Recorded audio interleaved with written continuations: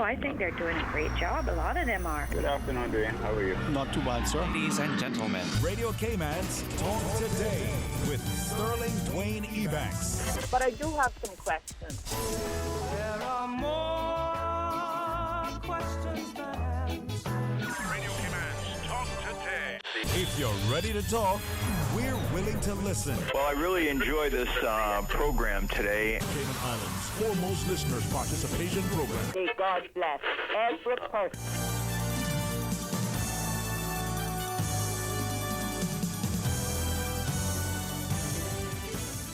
Hey, good afternoon and welcome. And thank you so much for joining us. And man, what a public thanks to Miss Susan for holding the fort. And she's like, where's that guy?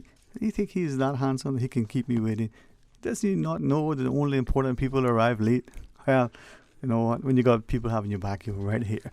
And with that, we're going to have an excellent show today. The wonderful company of Mr. Patrick Schmidt. Get a chance to chat and talk initially about the Cayman Arts Festival. Friends from the Crisis Center will join us. And then at 1:30, MLA Kenneth Bryan will be your guest. So stay tuned for Talk Today. Radio Cayman's Talk Today, the Cayman Islands' foremost listeners participation program.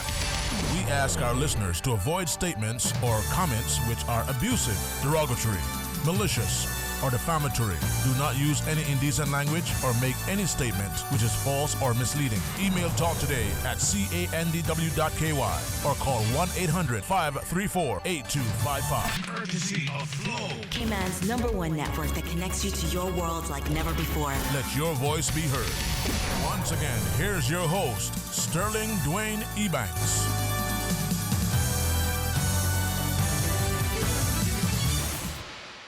Hey, good afternoon and welcome. Thanks so much for joining us as we invite you to be a part of our discussion.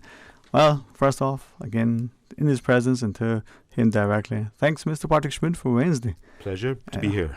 Man, you know, you filled in for me Wednesday. Pleasure to do that as well. Yeah, I'm like, it was only for a day, but I felt like I got a week. By you covering the fort, I could play marbles. I got a chance to fly my kite. I mean, I don't think I didn't get with these bears, but working on that. I thought you took your helicopters to Cayman Brack as well. No, apparently they were using it for something else, and I don't know. But thank you for joining me equally today, so that we can have not just an engaged conversation with a guest, but hopefully be able to encourage others to jump into the fore as we now welcome a chance to talk about Cayman Arts Festival. Well, Mr. Glenn Angle, special good afternoon to you, sir. Good afternoon to you, Dwayne, and to Patrick. Good afternoon. Thank you for having me here. All right. And my friend, you know, I think Glenn and everybody else would say, without you, there would be no festival. No, that's not true. See, that is very true. Thank you for having us here. No. Sorry for my voice today. It was a lot of... Oh, I thought you were doing it deliberately because Valentine's is approaching. So that was it. Because I was trying to imitate them. I was thinking that's what we'll do. No? no, I don't know. If you need an announcer here, maybe. Yeah, we can work for you then. I mean, it's Thank you. You know, especially for Valentine's. Marius live in the evening. I should. You see what your friends do to you, man? Who needs enemies? I thought, no, seriously, but this is the beautiful part of it, and I think over the next, few occasions that we have a chance to welcome you guys to the studio with some of the performers that you'll be bringing in, it's only, I guess, another sort of resounding success of what art scene is like in Cayman, but what the Cayman community is willing and asking for. I think it'll encourage us to not just be patrons, but somewhat to be willing to invest the time and to develop the talent. Glenn, you've been an inspiration in so many ways in that respect, especially for our students. Yes, it's an amazing point to be at in the sort of development of the festival over the past 16 years. We have the most amazing array of events over the next 2 weeks with a nice collaboration between local and visiting artists. The visiting artists are excited about coming down here. Our students are in for a treat. They get to work with these amazing artists who are passionate about education, passionate about sharing their gifts and their skills with these students, and passionate about seeing our students grow and develop, and also passionate about performance. So, the people who are coming to these events are going to be really amazed. There's a lot of variety. It's a mixture of performing arts with visual arts. We have some poetry. We have a lot of musical performances as well. But the one thing that really amazes me is how different each of these events is, in the sense. So for our first event, we have an amazing sister duo for cello and piano. They're coming all the way from Berlin. They're originally from Latvia, and they studied at the Royal Academy of Music, but they're taking the world by storm, and they're the real deal. They're a real class act. They perform with amazing chemistry between them, and they're quite virtuosic, meaning they're quite highly, highly skilled technically. But the sheer joy and passion that they bring to their performances and the way they perform is just very engaging for the audience, and people are going to be amazed. And it's great because we have these students here who are in our various different string programs who keep getting better and better. I know you've met a few of them here in the studio, and these two sisters are coming only because they wanted to see how they can help our students here and inspire the students here. So it's always a nice match between artists, visiting artists, and the local students that we have here, who are always going to learn something from each particular visit of performer that comes down here. So we have 4 main events, and we have 4 fringe events as well, various different venues right across the board. From Agape Church for the first one, we have some things at the Marriott, some things at the Westin. We have some things at the Georgetown Public Library, which is a fantastic place to be, where we keep our own instrument that we own, a Shigeru Kawai SK7 concert grand piano, and we have some of the events taking place there. We have events for toddlers from kindergartens. We have events which are free as well. Some of them are paid. We have some wonderful collaborative events with Jubilate as well as one of our fringe events. We have some jazz there as our last event. And people have really come together. I mean, I really applaud Marius for working very hard and putting all these different events together that highlight the wonderful, great things going on the local scene, as well as giving visitors to see what it is that we're trying to do here. So at each of these performances, we always have a local performer, generally sort of one of the students as well, who will be performing, so we can showcase to the rest of the community what it is that our young students are excelling at. And these students really, I heard some of them last night at the Government House reception, and all the comments I kept hearing from people, wow, they've got so much better than last year. And that's really amazing because they're very, very passionate. They're encouraged by people coming to hear them. Their parents are working very hard to keep encouraging them. And it's really nice to see the wonderful, positive things happening amongst our youth here, which people don't necessarily get to hear very much of. So that's really something which I'm very passionate about. And I want to thank Radio Cayman for having us here in the studio well in advance of the start of these events, to really discuss and share with you, the variety of different things going on. We have the Philadelphia Brass Ensemble, big brass ensemble, coming for the second event. This is a very popular event. Rodney Marsalis, who's Wynton Marsalis' brother, is coming here with this band that he's put together, cousin. In Africa we call cousin his brother. Uncle. But it's amazing how these people can do such amazing things on their instruments. We have very, very active brass programs here in Cayman, with very highly skilled teachers as well. And it's really wonderful for the students to hear a different perspective and also hear what's happening overseas. And this, for me, is all about exposure. The more exposure these students get, the better they get, the more it sort of broadens their horizons about what they can actually achieve. So we're attacking the problem from so many different angles. Sometimes we send our students overseas for camps and things like that. Other times the performer comes in and does camps. And one of the things we're very excited about is a documentary which we've put together, which UCCI TV is very, very kindly come on board and partnered with us to put together, to chart the development of the festival since its inception in 2004.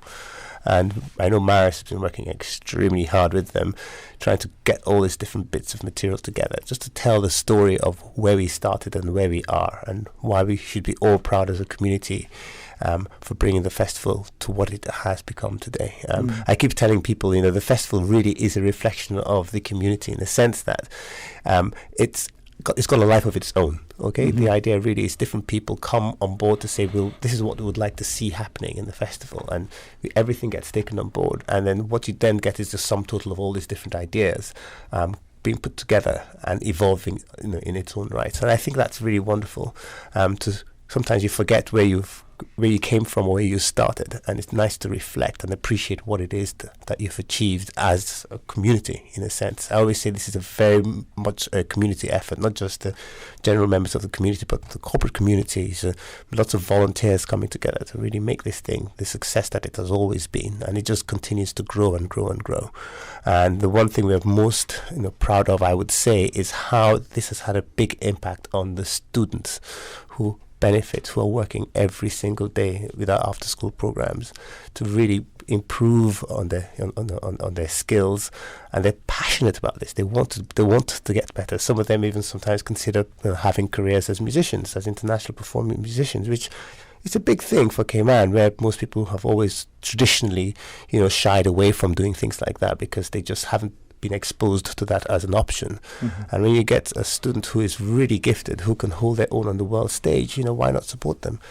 So yeah, we're really having a lot of challenges which we are overcoming, which is wonderful. And each challenge you overcome creates a new challenge, and that's generally how we've basically approached the problem. But again, like I say, Morris has done a ton of work, not just on this festival, but right through the entire year, to make sure that all these different things get an opportunity to be showcased. Hey Patrick, it's amazing where it's come from and the potential for where it is going. And an impressive repertoire of persons that will be participating in this event. It's just really impressive. Indeed. I mean, now that I realize the true reason for Morris's voice, he'll narrate the documentary. I see it now. Thank you, Glenn, that protected me somehow. I think he has your back. Try to cover everything. Yeah. What I want to add, first, thank you so much for inviting us here. And usually I try to anticipate your question, what's new this year? He mentioned a lot of things. I still have a few. One, for example, is the fact that we'll be here 3 times at Radio Cayman. So the partnership with Radio Cayman, it's larger now, and we thank for that. I have spoken with your team, and we said, this is the only festival in the Caribbean that is doing this type of music and is bringing this type of performers. Why don't you want to take advantage of this? Let's invite them here when the performers will come 15, 20 minutes. They even can play something if needed live. And next week, how do you say? Stay tuned. Because we will have Rodney Marsalis here. We will have Christina and Margarita Balanas. That they will be in your studio, and that's something new that we expand. Probably the news team will come on board with some other type of interviews and news. Each event that we have with international speakers, international performers, will be opened by our students, the students that Glenn was talking about. So they will have their own moment on stage just for themselves, and a lot of people will come and see exactly what we do, seeing actually facts, not just hearing what we talk now. And another thing that it's new, another event that we had before, but not in the festival, it's music for children, toddlers. We start targeting in our after-school program kindergartens, and we have a pilot now with classes for violin at one of the kindergartens, and this is the way of making them to see if they like this type of music. And we said, at public library is perfect there. It's our way of revitalizing Georgetown, let's say, with music at the library, with music for children. Even the event that we have with the Visual Arts Society that we usually are having at San Pedro Castle, this time we'll have the event at Georgetown Public Library. So that became somehow a hub, a cultural hub for us and for the community, and we invite everybody to come there. Music at the library, man. It's sort of, better than a night at the museum. Just thinking. It's a very charming venue. It really works for us, and we're grateful for them for the support they've given us over the past year and a half, really, because Marius came up with this idea of why don't we have concerts there, So we have a monthly series of concerts there, but then this time in the festival, as he said, we're using it as one of our main venues for the events. And it's very central, very easy to get to. Parking is not an issue because it's after hours, after office hours, so of course the library car park is available. And it's just very easy to get to, right there by the bus station if people want to take the bus home, for example. And it's just a nice, very charming venue to go into. And if you want to take a break after a while, or before or after, go read a book, for example, you can do so. It's a great, fantastic spot for us. I can say it better with this traffic that it's between 5, 6, 7 o'clock, and you just stay in traffic and you just wonder when I will reach home. You can have 1 hour of music actually, and you save that hour. That's true. You use it very, very wisely. Are you using the original library building? Yes. Okay. Yes. The historical building. Yes. The boat. I would assume the acoustics there are quite good. Or? Yes. Yes. And I have something new here. Last year, a famous violist from US came in vacation here. And we invited her. I showed her the piano, and then she had a master class with the students at John Gray. It was vacation, but we called the kids from home. And she said, "Oh my God, I don't have with my Phoenix Chamber Orchestra or something. I don't have a venue like this available to perform at the public library." And I was impressed because I thought that, it's tiny, it's okay, sorry, it's just for 50, 60, 70 people here. No, then you have no idea. We don't have this. We have to rent other things and so on. See, this is one of the reasons why I appreciate you coming on, because sadly, to one extent, when we're listening, we're not hearing and we're not taking it on board. These are the nuggets for some of us, because we're very deliberate, consciously seeking this out. We see it here. And I say that not to offend anyone, but to ask all of us, from the policymaker to the pastor to the parent, to embrace what is on offer in this country, that every day we pass it by and we ignore it, we don't see it. And it's just because sometimes it's there. The spouse of 25 years, does it look the same to you, on the wedding day as it did on the 25th anniversary? You see it every day. Anyway, let me just say with that, let's pause and take a break. When we come back, well, I won't endeavor to sing, but what we'll do, we'll hum a nice tune because we've got a lot to celebrate. Stay tuned for Talk Today. Get ready, gamers, for 6 weeks of non-stop competitive action. The Cayman Islands Esport Association is proud to announce the first ever FIFA E-League. Starting February 1st. Compete for the gold on FIFA 20 for the PS4 every Saturday from 10 a.m. to 1 p.m. at the Bodden Town Civic Center. Sign up today at CaymanEsports.org. Competitor fee is just $75 and includes your own jersey and swag bag. Spectators are free, so come out and enjoy the world of esports. Proudly sponsored by Gamers Bay, NetGeeks Media, CUC, Kimpton Seafire, and the Cayman Islands Youth Services Unit. The FIFA E-League is also sponsored by Radio Cayman. Marianne Radmacher once said, "As we work to create light for others, we naturally light our own way." Calling all CICSA members. The Cayman Islands Civil Service Association annual general meeting for the Sister Islands is Thursday, February 20th in Cayman Brac at the District Administration Building in Stake Bay in the conference room located on the second floor starting at 12:15 p.m. A light lunch will be provided. Come out and vote for your 2 BRAC representatives who will serve on the 2020 Management Council. Hear the President give his annual report, ask your questions, share your ideas, and make suggestions. You can also email your questions in advance of the meeting to cicsa@gov.ky. There will also be a door prize raffle of a Cayman Airways voucher, and the first 35 persons to sign in at the meeting will get a free gift. Members, please make every effort to attend this very important CICSA annual general meeting for the Sister Islands on the BRAC Thursday, February 20th at the District Administration Building in Stake Bay in the conference room located on the second floor starting at 12:15 p.m. Dominion Life Global Ministries invites you to their first anniversary prophetic convention. Theme, I Must Recover.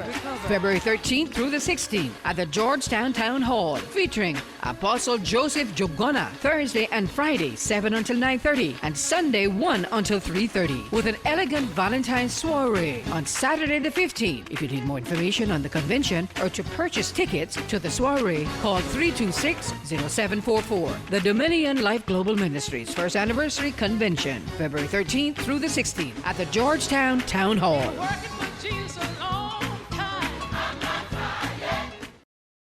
Radio Cayman News, live, in-depth team coverage. A 7.7 magnitude earthquake has occurred. Fast. Radio Cayman's Carsley Fuller was one of the first to call in. I could hear my neighbors across the street saying, "Whoa, that was a big one." Accurate. Radio Cayman's Shanda Gallego is covering the story for us. Advising there is only a very low risk of a tsunami following this afternoon's earthquake. If it's happening now, you're hearing it now. We have had the all clear from the Pacific Tsunami Warning Center. However, there will be aftershocks. We've had a very dramatic afternoon, and I know that for a lot of people this has been very frightening. It does not appear that anyone has been hurt and that we have been spared the worst, what could have been a truly devastating ordeal.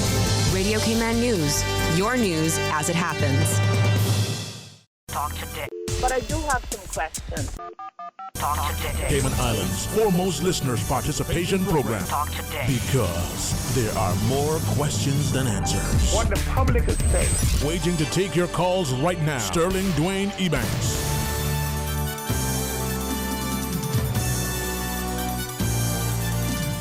Hey, good afternoon. Welcome back to Talk Today. Thanks for joining us. And as we have the opportunity to share with you in relation to the Cayman Arts Festival, 1 o'clock, Miss Michelle Lockwood will join us as we talk about the Crisis Centre. You know, walk in her shoes. Then 1:30, MLA Kenneth Bryan will be your guest. So that's the lineup for today. You know, we're not asking much. No fish tea, no fried fish, no, breadfruit. But man, does not sound good.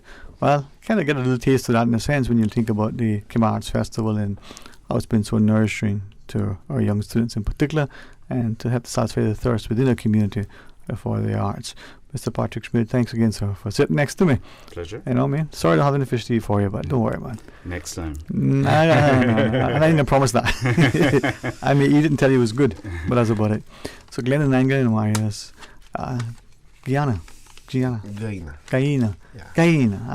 One of these days I'll get it. It's fine. Just Marius. It's fine. Marius. Huh? Like share. Like share? Like share. I don't think so, Bobo. You can say that, but it doesn't work. But Cayman Arts Festival, you were sharing at the outset the documentary with UCCI TV and sort of get us to understand where it's come from and so on. But I think would you help? I mean, this is 2020 and the initial beginnings 2004. Not a year without event in Cayman. Yeah. So I mean, for me, the biggest change, evolutionary change, I should say, that I have noticed is when Jennifer and I sort of came and presented this concept to Cayman.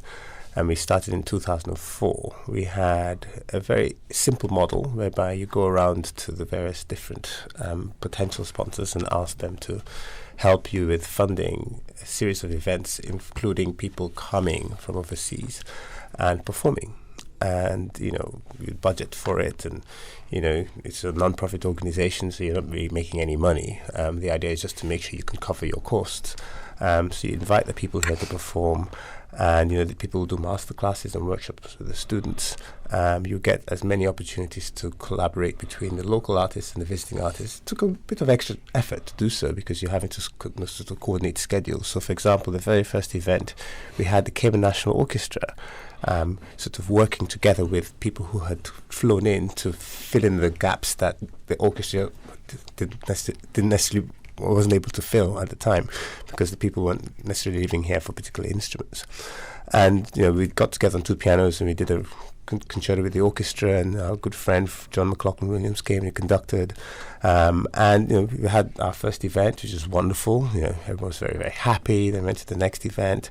The next event was like an organ recital, which Wayne Marshall did, but then he doubled up and was the conductor for the last event where we did Camila Barana with the Cayman National Choir, together with this backbeat percussion quartet. So it was a really very quite intense sort of 6 or 7 days of events, and we had a great time. Things were packed and people all came, and there was nothing else really happening on the island like that at the time, and not as many charities, looking for funding. So we found that, a nice sweet spot whereby we could just put these things on and hit the island really hard. Then that's it, nothing else. And people say, okay, so what next? Do we have to wait another 2 years for the next thing?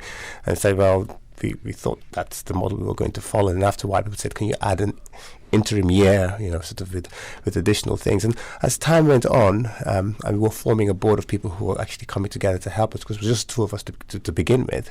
It was beginning to grow and have a life of its own.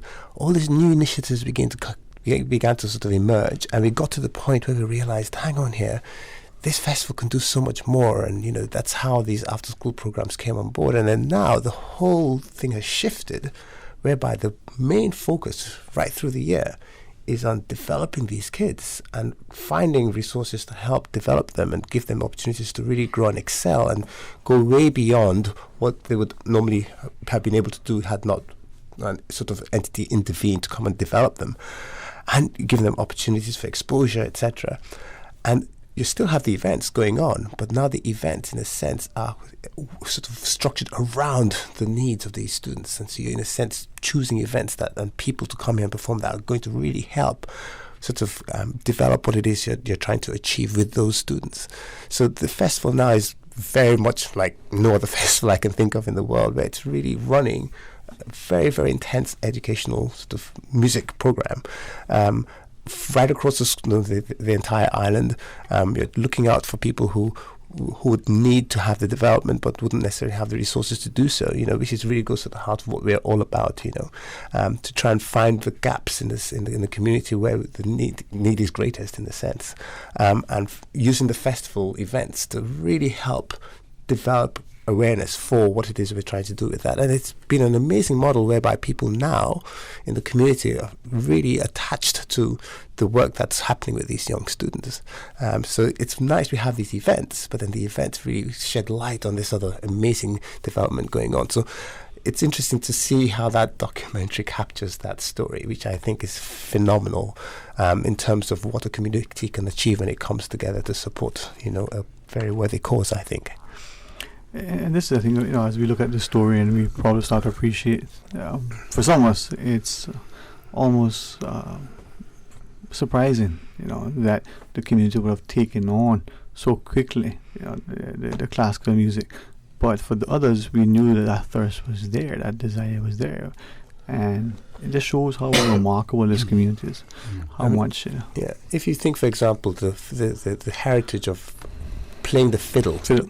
In Cayman culture, which is central to music making. You look at Swanky Kitchen Band doing an amazing job, and Randy Gosang and the guys, from back, right. Yeah. Now, if you think about it, that is something that's integral to the culture, if that makes sense. And if you don't have kids taking that up going forward, then you've lost the opportunity to preserve something that's really, I think, very special. So, I speak to Sam Rose the other day, and I said, thank you so much for going into the schools and working with them and sharing with them, the style of playing, but to be able to play, you still need the skill.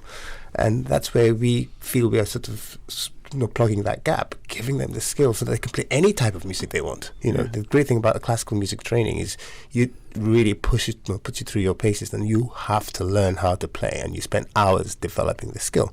Once you got the skill, it doesn't matter what the style is. As a concert pianist, I can play anything because I have been put through whatever it is through the fire to be able to play anything.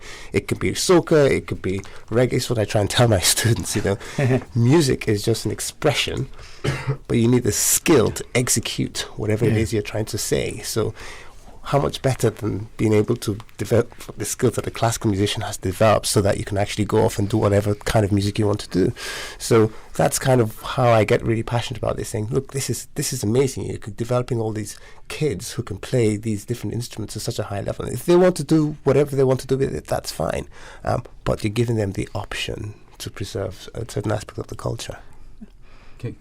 Can I just ask the connection with the schools, for example? Do you find that the schools reach out to you? Do you reach out to them? A bit of both? We we are as proactive as we can be. So the idea really is we reach out to the school principals and the music teachers, and we say to them, look, can you please identify where you feel this particular student needs particular additional support for their development? Because the thing with playing an instrument, you really need support. You can't do it on your own. You need someone who's going to show you what you need to do. You can try and teach yourself, but you still need guidance, and you need that encouragement. It takes many, many, many hours and hard work, and you need enough other people doing it around you as well for you not to feel you're the only one doing it. And it takes a lot of dedication and commitment. But if you think about it, if you go into the schools and you say, look, hey, let's get these kids together doing the same thing, and working really hard and giving them performance opportunities, and they go bit by bit by bit by bit, and it's part of their development, not just math and English, and it's really central. They're doing it almost every single day. You're going to get in a situation whereby you have a community of kids who are playing to a very high level, and that really gives you opportunities to have an orchestra, to have, and we are targeting primarily the government schools, basically, because we feel that's where the need is greatest.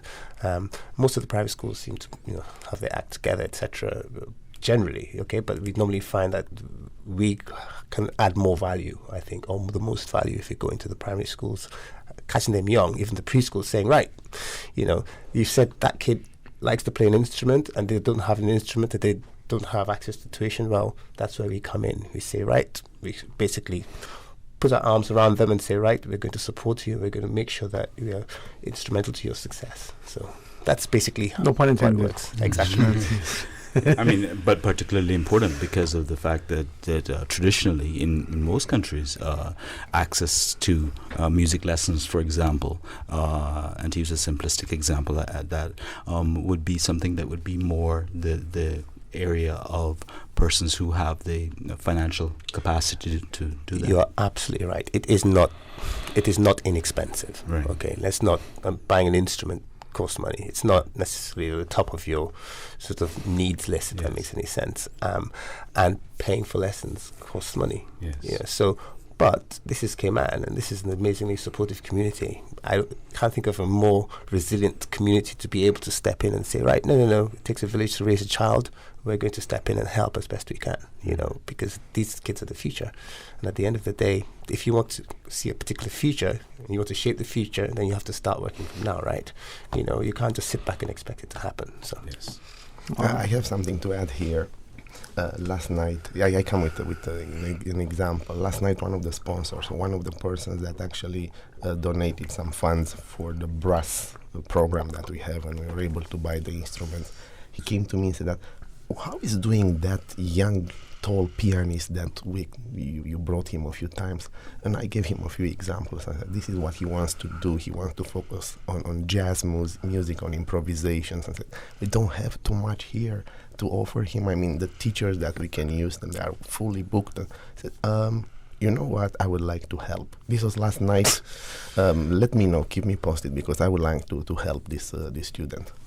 Out of Fantastic. the blue, it was just, this is how we work. Yeah. Yes. So we know it, man. I know, Mr. Glenn, you have, as usual, press and engagements with your students, and when we come back from the break, we can continue speaking to Marius. But any other thoughts you may want to leave with us? Well, first and foremost, I can't thank Radio Cayman enough. Today, I just thought I'd come and talk generally about the festival and why I'm passionate about why people should come to the event. Okay, it's an amazing opportunity to come and see something really special, and you're part of the development of an amazing initiative here in Cayman just by you coming to the events. You're supporting something that is so worthy of your support. And personally, it's great to be given an opportunity to perform in the festival. In fact, I'm going off to rehearsal now to prepare for this. Something I have in the library with two amazing Cuban musicians who live here on Ireland, violinist and a cellist. And, it's just nice to have this level of support. It's nice to come to Radio Cayman. And like I said, we are bringing some artists in next week.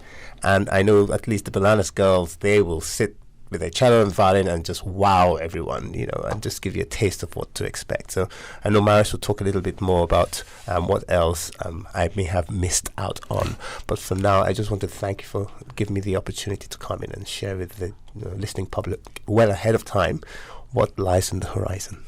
Yeah, thank you, man. And we'll get a chance to talk about it after the break, right, Marius? Yes. Well, I'll Glenn, be here. enjoy your afternoon and enjoy the practice. All right, stay tuned for Talk Today. Would you like free roses this Valentine's Day? Buy a gift that can be cherished forever from Island Jewelers. And the roses are on us today. That's right. We'll buy the roses. Spend $350 US at any Island Jewelers and receive half dozen red roses from celebrations for free. Island Jewelers is located in the Island Plaza under Margaritaville, Camana Bay, the airport, Kimpton Seafire, and Ritz-Carlton. Show her you love her today, forever, and always with Island Jewelers. In recognition of the contributions made by the late David Gerard Powell, the playing field at Theoline McCoy Primary in Bordentown will be officially renamed the D. Gerard Powell Playing Field. Come out to witness this important day in our history at the official renaming ceremony taking place this Saturday, February 8th on the school's playing field. After the ceremony, stick around to watch exhibition football games by the school's football teams and an exciting scrimmage showdown between the legendary Reds and Blues. See you this Saturday at 5:30 p.m. for the ceremony. Bring your family, friends, red and blue flags for the games at 7 p.m. Radio Cayman, maintaining the innovation. On a daily basis, making it easy to connect with you, our listeners. Add us to WhatsApp today, 925-3261. That's 925-3261. Radio Cayman. Send a text or voice note. Can I send a request, please? You don't really have to ask us. Just send a request. This is a shout out to my ex. Radio Cayman, the voice of the Cayman Islands. Radio Cayman, maintaining the innovation. Talk today. But I do have some questions. Talk today. Cayman Islands' foremost listeners participation program. Talk today. Because there are more questions than answers. What the public is saying. Waging to take your calls right now. Sterling Dwayne Ebanks.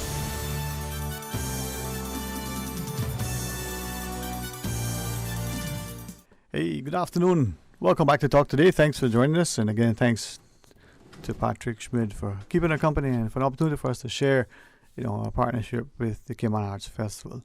As you've heard, Glennon Angle was with us, and after rehearsal, he's going to be at the Georgetown Library, music at the library on the 20th. We'll tell you about that because, would it be the executive director? Would be the proper title for you? It's executive director. Yeah. Sometimes could be this moment could be festival manager. Festival like manager. For these 2 weeks, I'm promoted. No, Chief I'm just kidding. Cook and bottle washer. The title of official title in the immigration papers is executive director. Yeah, you gotta go official. So let's stick with that. Oh, but Marius, it's always a pleasure. And I think if you allow what Glenn shared for me to repeat it, that you're instrumental in helping to make sure that the festival works for the after-school program, for the students, and for the international visiting performers to not only, allow us as an audience to be there, but for them to be able to offer the classes to our students. Yeah, it's a good team. When I came on board, I didn't start from scratch. Right. All these years that Glenn was talking about, I came 5 years, and the festival manager kind of changed every after year. It's very exhausting. It's burnout somehow. But it went through. It was really nice. I really like what I do, and they allowed me to work as much as I want and to come with any ideas as I want. And I just work with a nice group of people, and I just put in practice sometimes their ideas. It's nice. Well, it takes the team manager, the captain of the team, to be able to set the play and execute, but the team manager to make sure everything is in place logistically as well. So it's been great. Now, as the festival approaches, for those who are just joining us, this is the Cayman Art Festival 2020. This year the lineup is again amazing. We were wondering, every year after year, we don't think it could get any better. And yet you have this wide repertoire. This year going to be brass. You're going to have the sisters coming over. You're going to have everything. The and trio, I go back to them again. Three. How do you select? It's interesting here because, for example, Christine and Margarita Balanas, they play violin and cello. Mm-hmm. Well, we have so many young violinists and young cellists that we are thinking of them first when we invite somebody. So what you see here, a performer being invited, is based on our after-school program. You can see in this event what type of programs we run, actually. And the event will be open by maybe 30, 40 cellists, the youngest one that we have. We just started with them 3-4 months ago. And they will open the event. Also, the performers will go and have master classes with these kids. So this is one of the criteria that we select. What type of kids we have here, what are our needs, and then we try to find performers to come on board. Glenn has an interesting story, so I will keep it the way how he met them. This is his suggestion this time. He was talking about Cayman Arts Festival. It's a festival for the community, and people will come, and sometimes they show us on YouTube or say, hey, I know this person, so look at this. What do you think if they can come? So they feel somehow part of that. Say, look, I suggested this to these guys, and they embrace my idea. And we've done that in the past with Joe Alexander, the Roddy Marsalis Philadelphia Big Brass. It's coming from a teacher. A teacher approached us and said, can you do that? I saw what they do with kids in U.S., so please bring them here. So what that tells now? It says that we have a brass program, and our kids will perform opening that event. The jazz event. This has a nice story, and in 2017, Juilliard Jazz Ensemble usually is coming here a lot of time. 2-3 times I think they came. And I saw some of our kids staying around them when we had the master class, and I was thinking, why not a jazz quartet? Well, we have 2 now, 2 jazz quartets.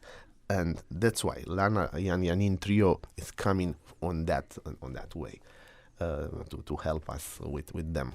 So presumably, sorry for the interruption, but presumably you also have the teachers themselves, the students' regular teachers, so to speak, participate to some extent as well? Yes, the teachers somehow they come and help us sometimes at the Music of the Library event. Okay. That's an event where the stage is open for our students that they come and perform, or for persons that they are on island and they like to perform, and it's very, very nice. The same, we start inviting poets. I saw this concept in Romania at home, and I said we can do it here. When I saw the piano in the public library, I said this is perfect now. Let's just do it. So we had. We are in the 1.5 years now, actually, that we do that event at the public library. It's a hidden gem, I like to say. It's a hidden gem that when you find it, you don't want to miss it anymore. So you have a book for the next 20 years? Yeah, I have the dates for the entire year. I know when the event will be there.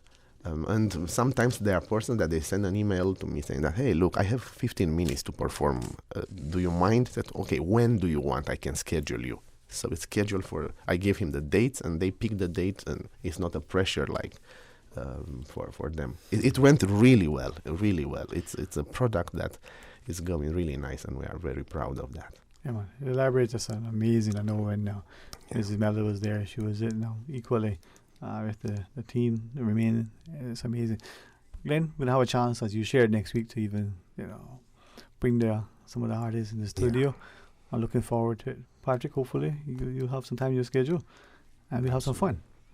Any other thoughts you want to leave with us as we continue to celebrate Arts Festival? Yeah, all the time I will say this, because without this it's not possible. And I was mentioning that we were talking about immigration. I would like to thank them, because all the time when we have performers, they help to go through the immigration. Really nice. I send them emails before they know who's coming, date, when they come and go, and they are really helpful. Besides of this, which is for me, it's an admin, very important stuff. We have the sponsor that they came on board with funds. Without them, we would not talk now. I mean, we can talk about something else. And the Christina and Margarita Balanas is sponsored by RBC Dominion Securities and RBC Private Banking. We have the Rodin Marsalis Philadelphia Big Brass. It's sponsored by Butterfield. These are event sponsors. Then also event sponsor is Walkers. Battlefield and Walkers, they are the sponsors that they came on board from the inception of the festival. We also have the Minister of Culture, it's on board. ICG Management Limited. We have Radio Cayman, yes. We have Rollinson and Hunter. We have Cayman National. We have London and Amsterdam Trust, and then we have fringe event sponsors like UCCI that is helping us with the documentary. We have Visual Art Society, Cayman Islands Public Library Services. Then we have the Poetry Society that is in Cayman, and Jubilate that also we partner with them. Thank you so much. Without them, it was not possible to have this festival. And you know we're a bit early before you go quickly. Tickets? Oh yes, tickets. The main events, the cost of the tickets is $40 for adults and $15 for students. You can find them online on our website, CaymanArtsFestival.com. The only event where we sell at the door, or you can reserve using our contacts like 922-5550 or inquiries at CaymanArtsFestival.com. So the only event that we sell at the door or you can reserve tickets, it's Music at the Library, where the price is 20 CIs per adult and $5 per student. All right. Hey, thanks very much, right? See you on Tuesday, guys, will you? Absolutely. Right. With the different voice, I hope. No, we like it, man. It's okay. We're going to pause and take a break, but when we come back, we invite you to rejoin us. Stay tuned for Talk Today. Follow Radio Cayman on Twitter. All the latest information, breaking news, community events, and more. Follow us at twitter.com/Radio Cayman. Today's biggest news. Radio Cayman. It's only 2 species that we have, on the island. Generations present. Your voice, your choice.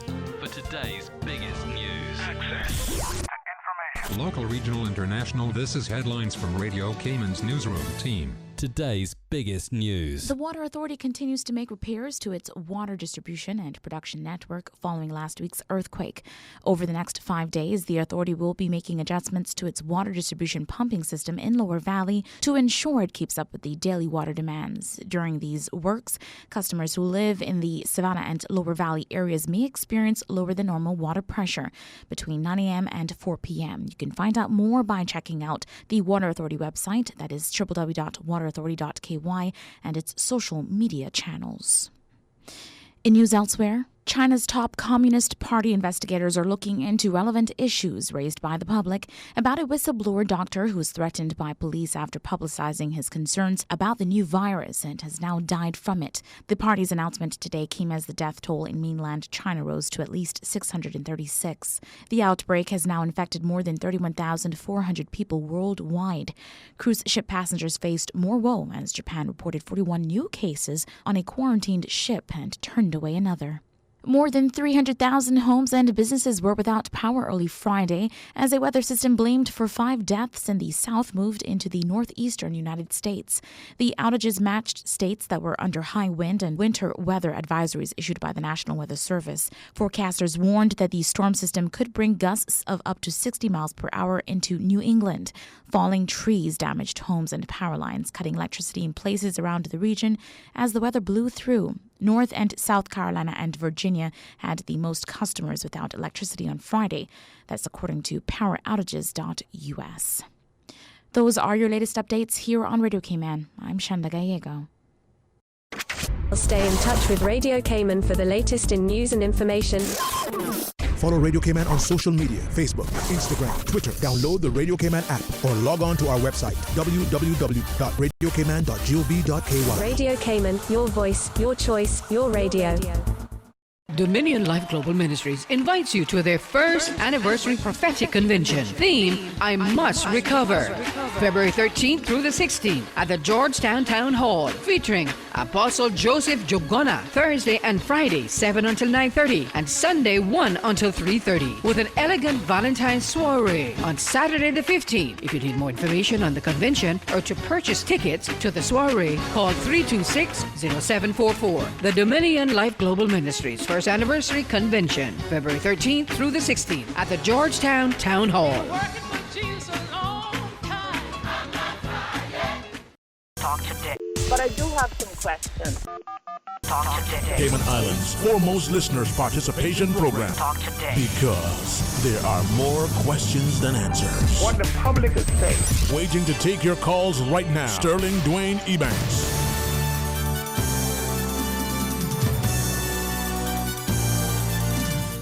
Hey, good afternoon. Welcome back. And if you're joining us, thank you so much.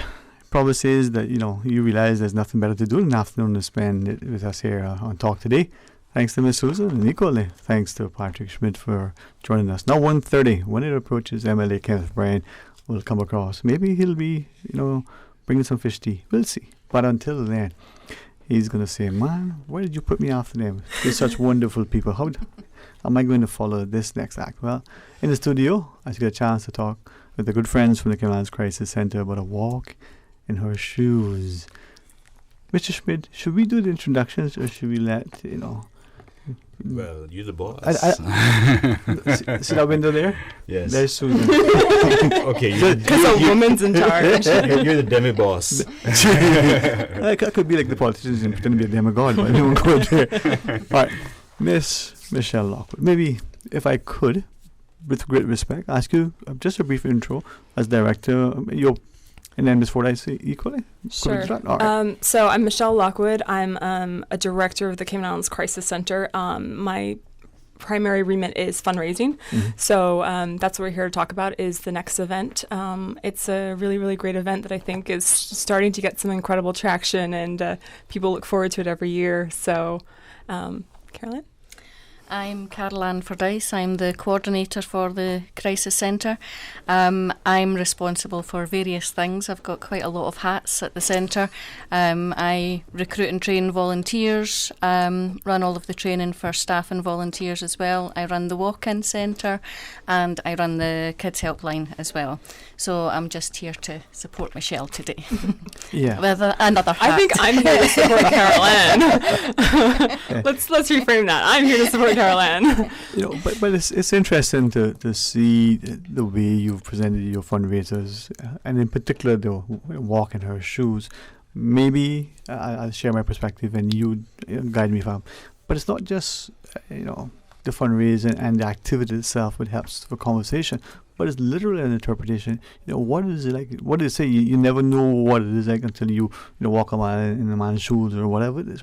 So literally, and to see your participants, the men in particular, donning some of these stilettos and pumps, and I think Susan was telling me other shoes and wages and whatever else.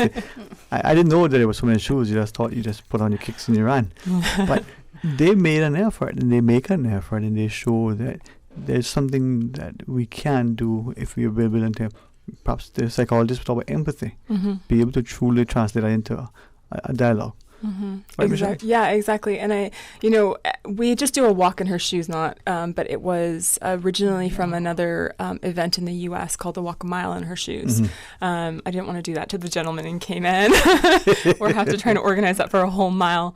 So it's only laps of Market Street. But yeah, it's exactly that. It's the kind of idea that you do have a little bit of empathy,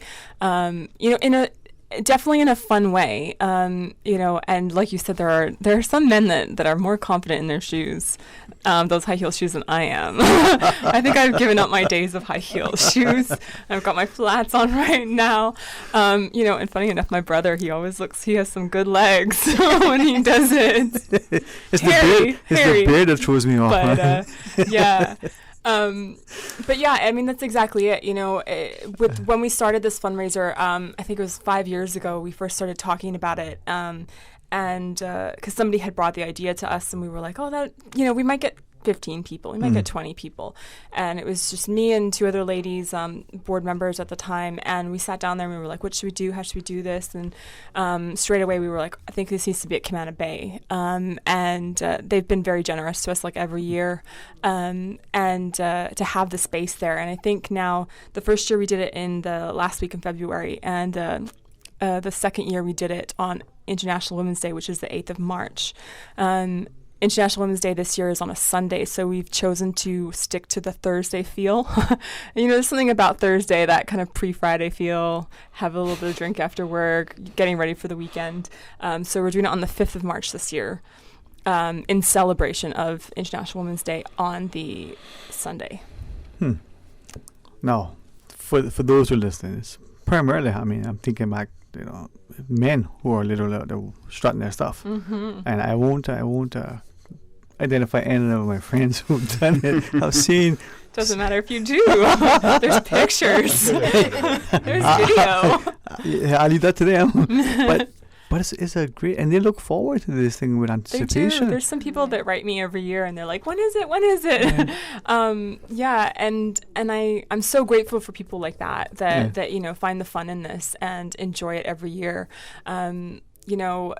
It's been really, really humbling to see the men that do get involved. And there's some people that are actually terrified of doing it. Last year we had police recruits, and I think a lot of them were like, "Oh no, I don't know if I can do this." Yeah, they were forced on it. Most likely. And then I heard afterwards that when I saw them, they were doing little two steps, like some little moves together. And that's the other thing that I really love about this event is camaraderie, because a lot of organizations, like KPMG, Maples, all these kind of like big firms end up getting a team together, and they all kind of walk hand in hand. They have their company shirts on. It's honestly, to me it's really about camaraderie, because it's supporting each other, and my only hope is that they continue that support of each other during the event to the support of women after. But that's kind of where this has come for me, and this event and how it's grown. But it's been a really, really incredible growth of this event. We basically raised about $50,000 on average every year, which is a significant amount of money. And as I said, Caroline said, she supports me. I'm supporting her, because this money is going towards the programs, all the programs that Caroline was just speaking of. And I'll probably just tag this back over to you, but we offer so many different things, and without this level of community support, we wouldn't be able to offer these amounts of programs, and the awareness that's coming about as well too, knowing that people have access to these programs. Well, kind of from that perspective, we see the annual walk, without question, how that's supported, and a fairly wide cross section of the community. For this, it's as much fun for those who are supporting and cheering on from the sidelines as it is for the participants. From what I understand, some of the teams really get into it. But you have to come to see. I mean, I never saw men's days. Did you go last year? Yes, my husband actually took part in it last year and has kept his shoes from last year so that he can do it again this year, because he knows they fit him. But he's about the same. I'm quite jealous of how good his legs look in a pair of heels. But I mean. And that's the thing, Anya sometimes doesn't want us to encourage the cross-dressing, but if it makes somebody, if it lets somebody raise more money because in their company they say, hey, if you put lipstick on, I'll give you $100. I don't really mind how you raise the money, what incentive you have to raise the money, whatever works. Get as creative as possible. Last year was our 16th anniversary, so we did it kind of a sweet 16. This year is our 17th anniversary, so I haven't really thought of a theme, but debutante. Okay. Well, just whatever floats your boat. I quite like how creative some of the shoes are, because 1 year somebody was like, they were the team, I think they were called the We're Not Chicken, so all of their shoes were decorated with little chicken stuff. So my shoes have chicken stuff on too. Feathers and stuff, you know what I mean? Feathers, and they had little pipe cleaners to make it look like chicken feet. Just whatever, whatever. And you know what, a couple of years in the past, ladies in the office have actually made outfits for the guys to wear. So again, I just encourage you to just get as creative as possible, because this is really only limited to your imagination and your coworkers' imagination. So just up the stakes. The key to this event is it's not a race. It's about how much money you raise. So the more money you raise, the less laps you have to do. And the one key thing that I'm changing this year is, because the first year we did it, we kind of, again, we were like, oh, let's see, it'll be a bit of laugh, and maybe be 20 guys. And we were overwhelmed because we had over 50. So the idea of trying to count how many laps each guy did, and were they supposed to do 5 or 6 or whatever. So this year I'm going to try and do heats. So if you're doing 5 laps, you'll obviously be going for longer, and then you'll start later if you're doing less laps because you've raised more money. So every $150 you raise, you knock a lap off. Would it be correct to say that the principal goal for the fundraising would be the new shelter? Is that right? Yes, but obviously, I mean, maybe you want to speak to more of the actual programs. Yes, I mean, at the moment, one of our priorities is obviously the new shelter. The one we've got works very well, but it works because the staff there make it work. It's not really fit for purpose, and we really need something bigger. You know, it's a 4-bedroom house. It's not sufficient, unfortunately. So yes, one of our main priorities is the new shelter, and we also want to. The idea for the new shelter is it will be purpose built, and it will have hopefully an area where we can house men as well, because men are also victims of abuse. At the moment we're unable to take men at the shelter, but we can work with them at the walk-in centre, and I quite regularly work with men who come along and talk about the experiences that they are going through, and you know, we need, because we're not fully funded by the government, we need to constantly fundraise. You know, that's why the fundraising committee is invaluable to us. We need it for all of our programmes. The shelter is our biggest thing, our biggest layout at the moment, and we're kind of striving, you know, for this new shelter that is just kind of always that little out of reach, but we need it for all of our programmes. We need it for the Kids Helpline. You know, there's lots of work that still needs to go into that to develop it further. That is such, you know, it's so needed on this island. You know, it's for anyone, all 3 islands I should say.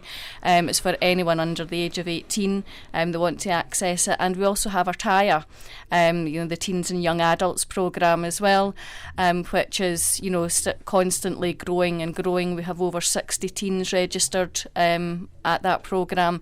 So everything that we fundraise for, you know, is, you know, spread out. But yes, the shelter is always going to be our biggest goal. For the shelter, how much more money do you need? Oh, unfortunately it's a moving target. Right. You know, when we first started talking about it, it was a $2 million project. We do have some money earmarked for it because we have been recipients of other donations, which we've earmarked specifically for it.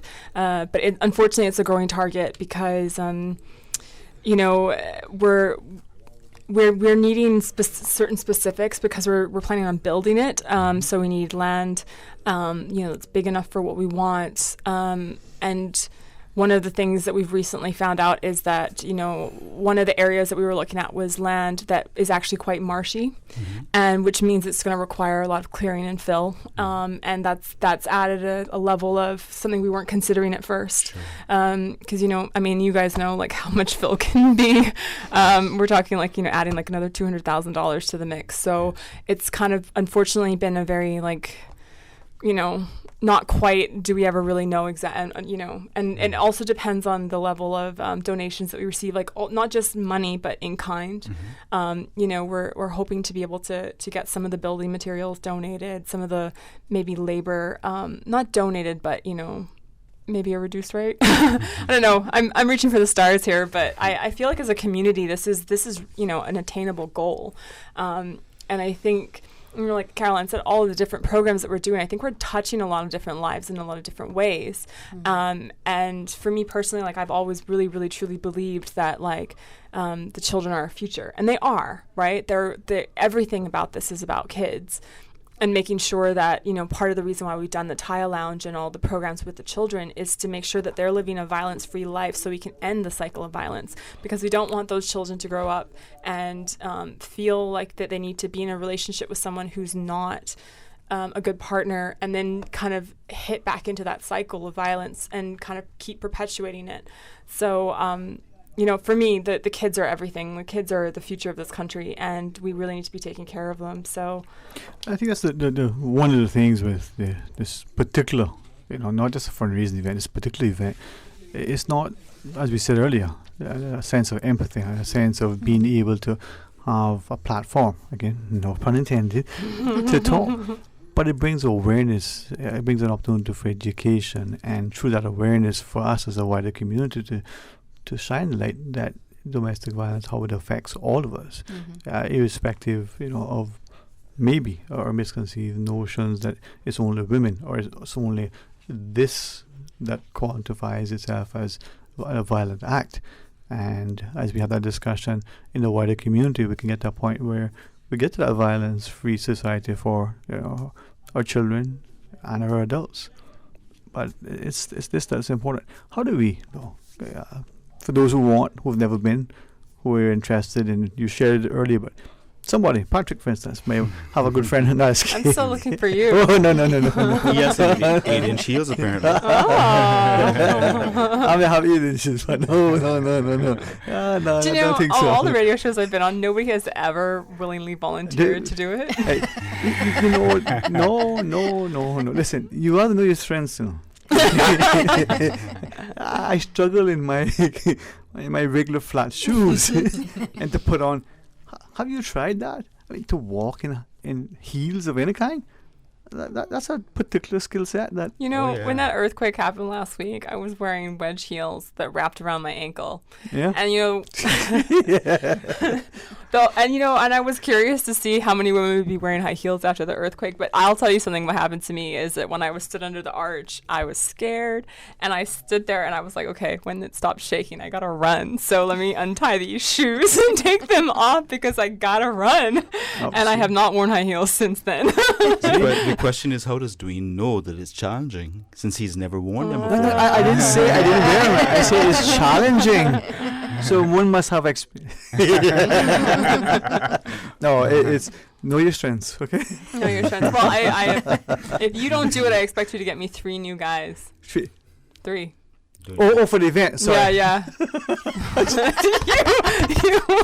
Your mother's going to hurt me. Sorry. Oh my gosh. My auntie's going to hurt me.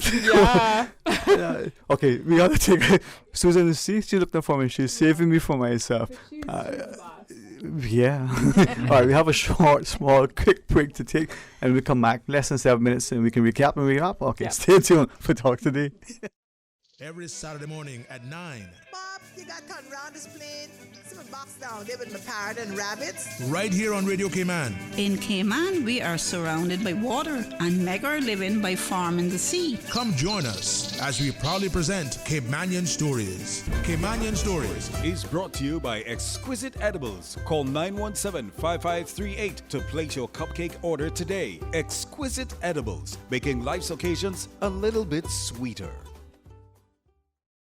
The 2020 Cayman Arts Festival is here. This year's event launches with Latvian artists Christine and Margarita Belenis, critically acclaimed soloists in the vanguard of classical music with mesmerizing stage presence. Thursday, February 13th, 7 p.m. at the Agape Family Worship Center. Tickets are $40 for adults and $15 for students. Tickets are available at www.caymanartsfestival.com. For more information, call 922-5550 or email inquiries at caymanartsfestival.com. Event sponsored by RBC Dominion Securities and RBC Private Banking. Your Radio Cayman 6 p.m. news, Monday through Friday, is brought to you by Logic. Your life connected. Would you like free roses this Valentine's Day? Buy a gift that can be cherished forever from Island Jewelers. And the roses are on us today. That's right. We'll buy the roses. Spend $350 US at any Island Jewelers and receive half dozen red roses from Celebrations for free. Island Jewelers is located in the Island Plaza under Margaritaville, Camana Bay, the airport, Kimpton Seafire, and Ritz-Carlton. Show her you love her today, forever, and always with Island Jewelers. Talk today. But I do have some questions. Talk today. Cayman Islands' foremost listeners' participation program. Talk today. Because there are more questions than answers. What the public is saying. Waging to take your calls right now. Sterling Dwayne Ebanks.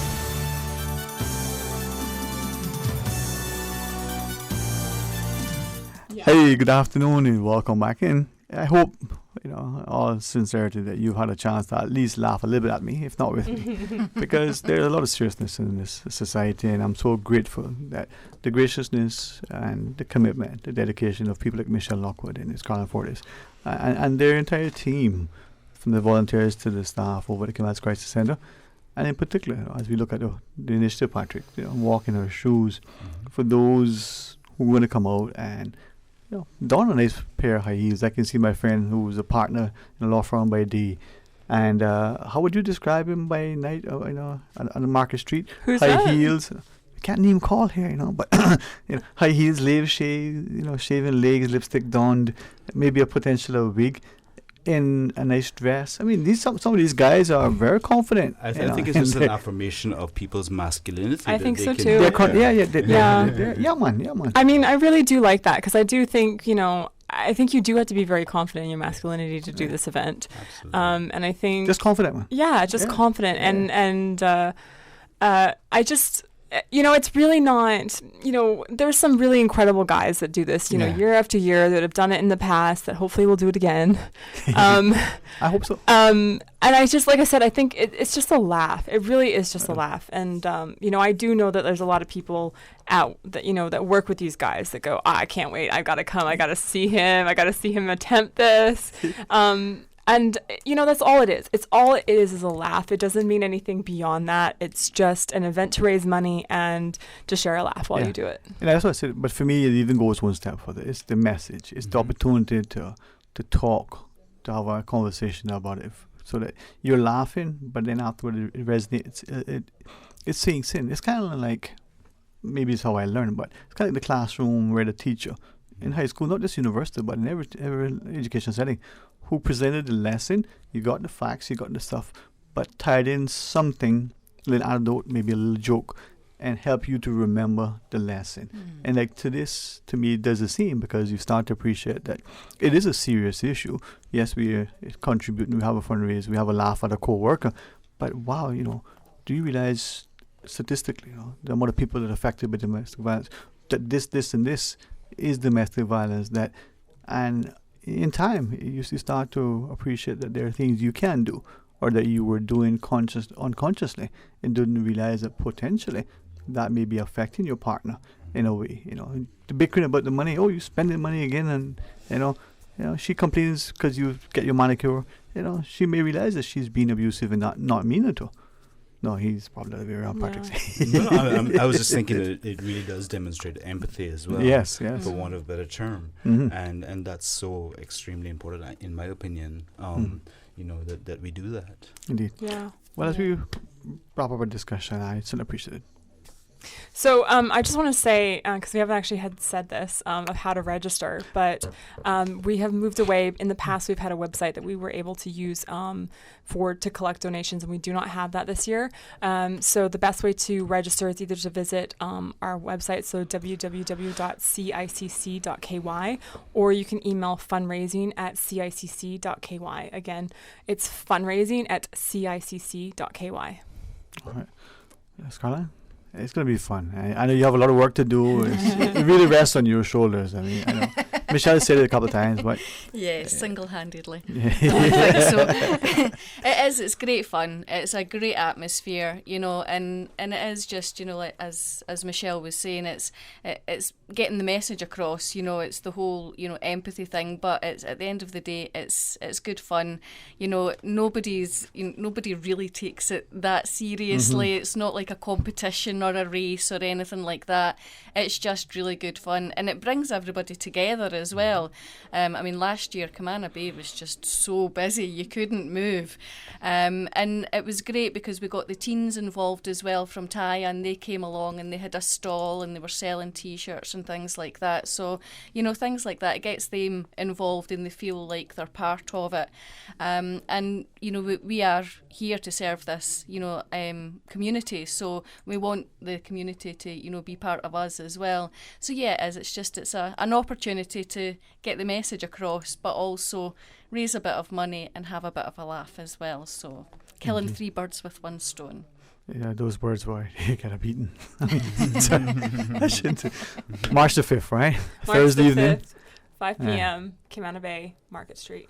Yeah. So it's going to be that road kind of between Abacus and West Indies Wine, and we're going to have all the things we talked about. And I haven't actually said too much about the event. Market Street, 5th of March. I hope so. The reason why I wanted to come on so early was the point is to start collecting donations. So, register as quickly as possible. I'll send you the sponsorship sheet, and then, start collecting those donations. But it'll be the 5th of March, 5 o'clock between West Indies and Abacus, and we'll have drink specials again with both of those. So, yeah, please come out. All right. Well, Patrick, maybe, we could consider... No, I'm not even going to go there. I think Patrick's going to do it. Three-legged race? Yeah. Oh, man. I can see me getting hurt just putting on a pair of flats. It's not a race, though. It's just a walk. Just walking. I can see me twisting. But that's why I commend the men in particular, who have... Because 5 o'clock for some of us isn't quitting time, The jobs are only starting, just getting quiet in the office and work. And for them to be so willing to come out, for their co-workers to be so generous with sponsoring, just to see, another opportunity to come Friday, they can laugh at the co-worker, but, it's good. The bosses to allow them to do that. Well, thank you all very much. Enjoy your afternoon. Enjoy the weekend. And you? All right, March the 5th, a walk in our shoes. Please continue to support the Cayman Cancer Society. Now, MLA Kenneth O'Brien comes in. I wonder if he would don a pair. He has long legs, a muscular frame. Please. I would love it if he would do it. I would love it if any politician would do it. Also, Mario's going to do it. Well, he would. He has a choice, though. I'll see if I can catch him when he's on the way out. There you go. All right, we'll see if we can get MLA Kenneth O'Brien to commit to that. If he comes back, he's not going to probably come back on again after this. But stay tuned for Talk Today. 2020 means perfect vision, and if you have your sights set on driving a new hybrid, then the time is now to check out the new RAV4 and CHR. Just two of the many hybrid models that Vamped is bringing to Cayman. Whether you're looking for a smoother and quieter way of driving or want a car that maximizes fuel efficiency while minimizing emissions, there are lots of ways a new hybrid from Vamped can make the difference in your life. Hybrids save fuel, run cleaner, reduce CO2 emissions, and even recharge their batteries without being plugged in. So focus your 2020 vision on a new hybrid from Vamped Motors, and we will see you through. Come to Vamped, home of the hybrid, located on Walkers Road. Hi, I am Dr. Lee, Chief Medical Officer in the Ministry of Health. The Ministry and the Department of Public Health, along with our partners, are working hard to help protect residents from the novel coronavirus. Did you know the best way to help prevent infection is to avoid being exposed? So please, wash your hands frequently with soap and water, or use an alcohol-based sanitizer. Cover your noses and mouths when coughing or sneezing. And as best as possible, keep a good distance or avoid contact with anyone with symptoms of a respiratory infection. To read more about the public health's updates, please visit hsa.ky. Preventing dengue is as simple as preventing mosquito bites. Use a mosquito repellent, wear protective clothing, and stay indoors during early dawn and dusk when mosquitoes are most active. Control the places around you where mosquitoes breed. Remove stagnant water in outdoor and household settings. As a weekly habit, persons should change the water in vases, clear the water in saucers under potted plants, and ensure air conditioner drip trays are free of stagnant water. Outdoor objects capable of holding water should be kept empty and preferably disposed of or put into dry storage if not used. These include open bottles and tins, watering cans, buckets, empty paint tins, and old vehicle tires. Do your part to control the spread of dengue. The dengue virus is an infectious disease transmitted through mosquito bites. Symptoms may come on as early as 4 days or as late as 3 weeks following an infection. There is no vaccine or specific medication to treat dengue. Symptoms of dengue include high fever, headache, pain behind the eyes, joint and muscle pain, and rash. If persons have any of these symptoms, they should go to the nearest health center or hospital. It is advised to drink lots of liquids and avoid medication that contains aspirin. Radio Cayman News, live, in-depth team coverage. A 7.7 magnitude earthquake has occurred. Fast. Radio Command's Carsley Fuller was one of the first to call in. I could hear my neighbors across the street saying, "Whoa, that was a big one." Accurate. Radio Command's Shanda Gallegos covering the story for us, advising there is only a very low risk of a tsunami following this afternoon's earthquake. If it's happening now, you're hearing it now. We have had the all clear from the Pacific Tsunami Warning Centre. However, there will be aftershocks. We've had a very dramatic afternoon, and I know that for a lot of people this has been very frightening. It does not appear that anyone has been hurt and that we have been spared the worst what could have been a truly devastating ordeal. Radio Cayman News, your news as it happens. Each weekday, Monday through Friday, Miracle Brokers is the proud sponsor of Radio Cayman's Bulletin Board. For all your moving needs, call the professionals at Miracle Brokers, 949-5989 or 916-0355. For a free estimate, they take the hassle out of moving. Miracle Brokers. Now located at 140 Kingbird Drive in the North Sound. Talk today. But I do have some questions. Talk today. Cayman Islands' foremost listeners' participation program. Talk today. Because there are more questions than answers. What the public is saying. Waiting to take your calls right now. Sterling Dwayne Ebanks.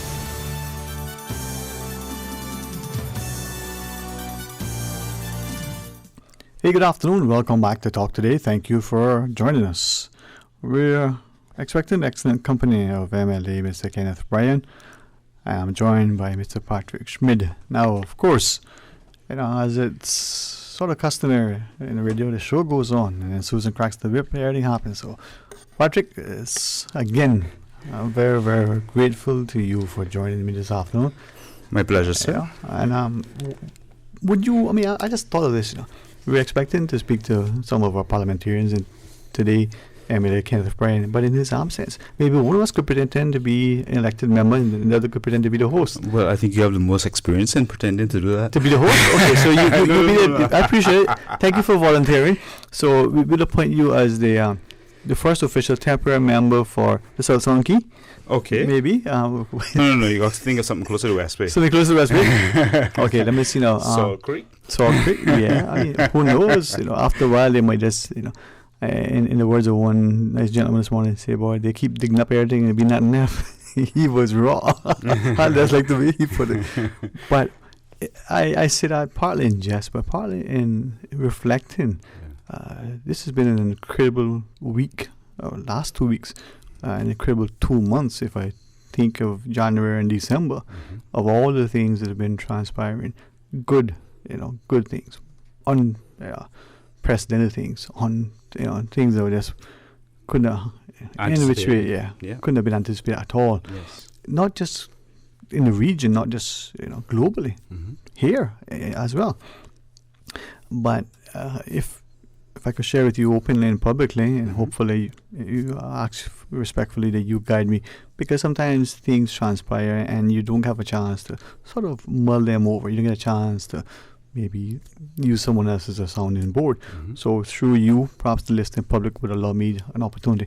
2 things that transpired today that have kind of left me in a bit of not a quagmire, not a quandary, and not even a quarrelsome mood. But if anything else, looking at the potential quality of life that could emanate if we, as a society, stop pointing fingers and start taking action. 2 things, huh? The other gentleman shared. So you look at. Sorry, just to interrupt. You yes, say sir. you feel in discomfort with these things because you're not quite sure how to process them. You went ahead and interpret that? No, I just wanted to put words there. No, but I was reflecting on his sentiments, and when you look at some people who, perhaps because of their blessed years on earth, perhaps because of their service and sacrifice, perhaps even because of things that may have transpired recently in their lives, good, bad, or indifferent. And the gentleman also has granted consent. Really, any and all as you wish. It's no state secret. But he shared a number of things, 2 of which, one was the face and pace of our development and the perceived development is to come. The little comments that you're hearing from different people publicly. Politicians are saying, well, we're reviewing whatever you want to call it, the development plan or otherwise, and we're looking at 7 Mile Beach, potentially we could be looking at 50-story buildings or 150-story buildings, whatever that thing will look like. We see, for instance, that one of the hotels, I think it's a nice hotel, I think the staff is nice, we can't talk to what the business case and the like and the reason and the rationale for whatever is going to be done, but presumably concerns from the potential environmental impact of what they propose to do relative to getting some more beach. And he said, okay, he may know a little bit more about building than some of us, but he said, why don't they just move their pool and move their stuff from the beach and put it in here? Now, that may be a resolution, it may not be. It may be something that they could do and can't do. But then he shared, let's forget about what was done. What is it that we can do so that we don't do any more damage? And we have, and he counted out literally, how many remaining parcels of land between cemetery to cemetery along what was West Bay Road. I'm not quite sure what to call that anymore. Right? But he said very few. And then what are we going to do? What about the things that are jutting out from the houses to the walls to all these things? Come inland. Go in other go in other parts of the country. Likewise, what is that going to look like, and what is the housing stock going to be shaped like, and the cost of land, and the ability to acquire homes and the like. From there, he said, "No, I'll put in my phrase, the sort of the socioeconomic consequences of all of this." Right. As he was sharing, he said, if you look at our young men, now he didn't clarify, elaborate, quantify, identify them. Look at our young men.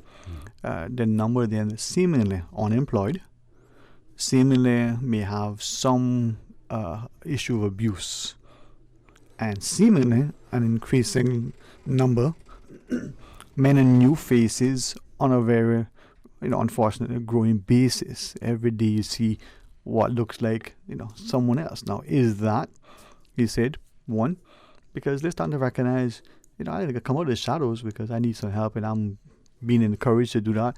Maybe they finally got to a point where they don't know what to do, so they no longer, sadly, we used to call them the zombies, right? You only see them at night, you never see them, but now they're out. Or they're being somehow deliberately and maliciously given something in their drug of choice that is having an even more negative consequence on their mental state and the like.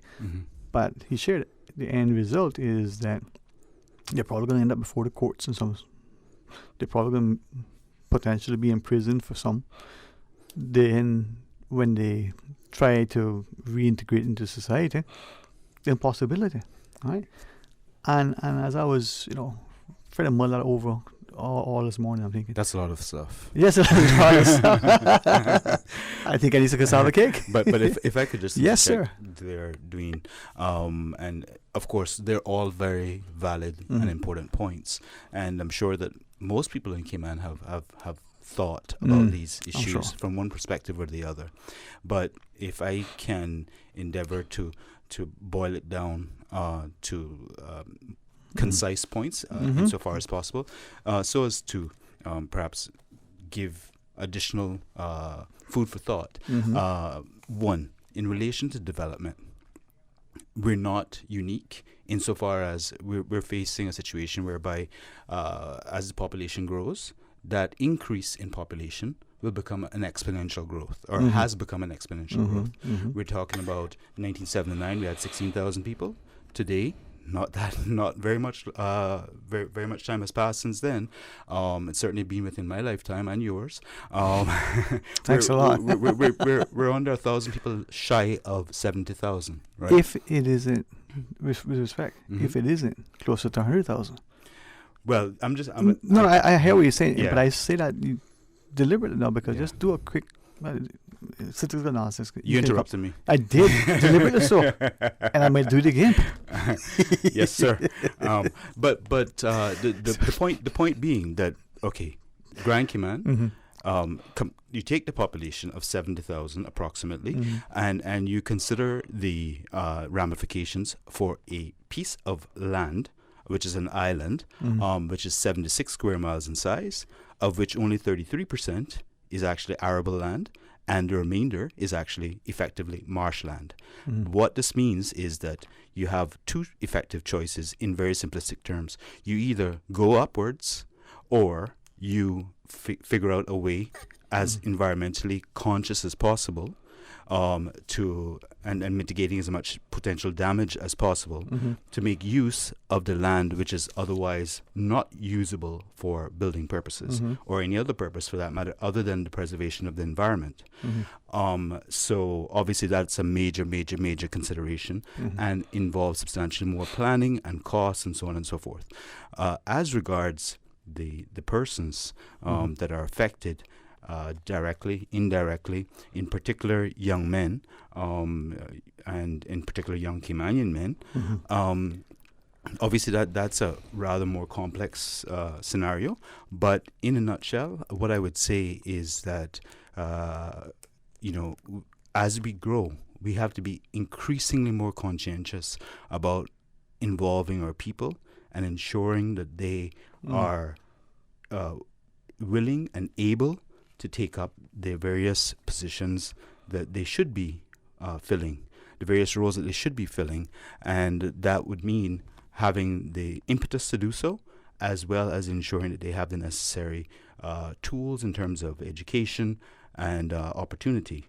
And that's how I would summarize. Yeah, man. And certainly the phone lines are open, and we're going to invite you to call and share your thoughts. And sometimes, a good discussion, is only better when other people contribute. And if it gets a little heated, what they say, hot and heavy, that's even better. 949-8037, 1-800-534-8255.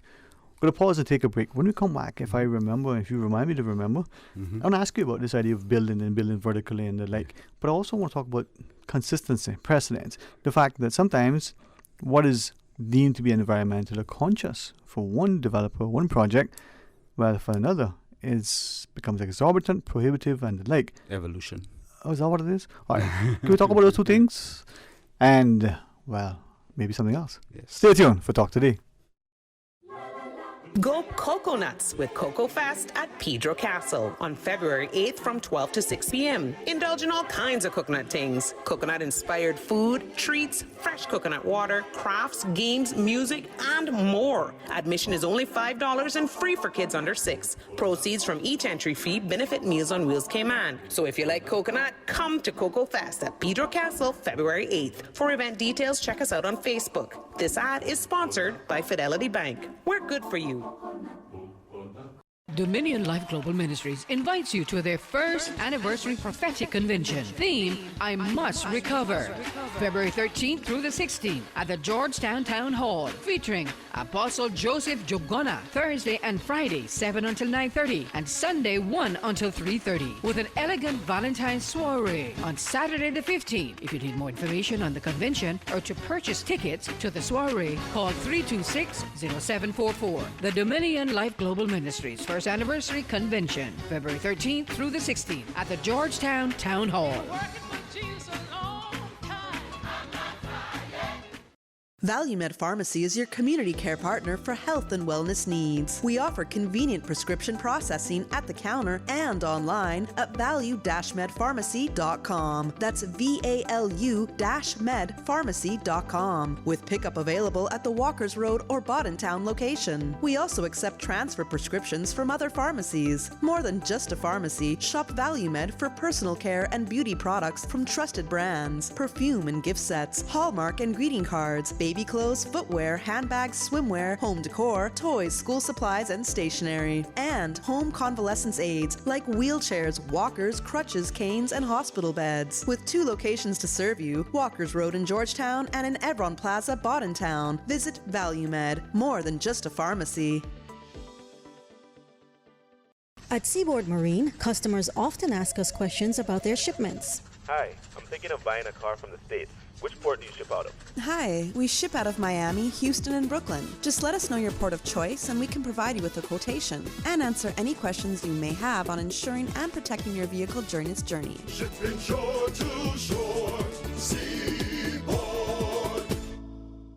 Get ready for the King Sports Center one-day Valentine's sale. Let's go. 2-for-1 membership and personal training. It's not too late to get that New Year's resolution started. And what better way than with your partner? Whether it's your hubby, your bestie, or your buddy, the Valentine's sale is for you. 2 memberships for only $750 and 2 personal training sessions for the price of 1.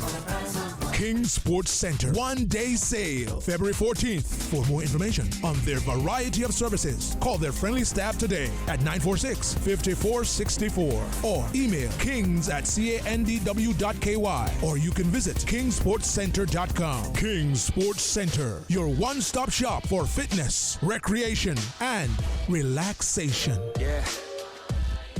Talk today. But I do have some questions. Talk today. Cayman Islands' foremost listeners participation program. Talk today. Because there are more questions than answers. What the public is saying. Waiting to take your calls right now. Sterling Dwayne Ebanks.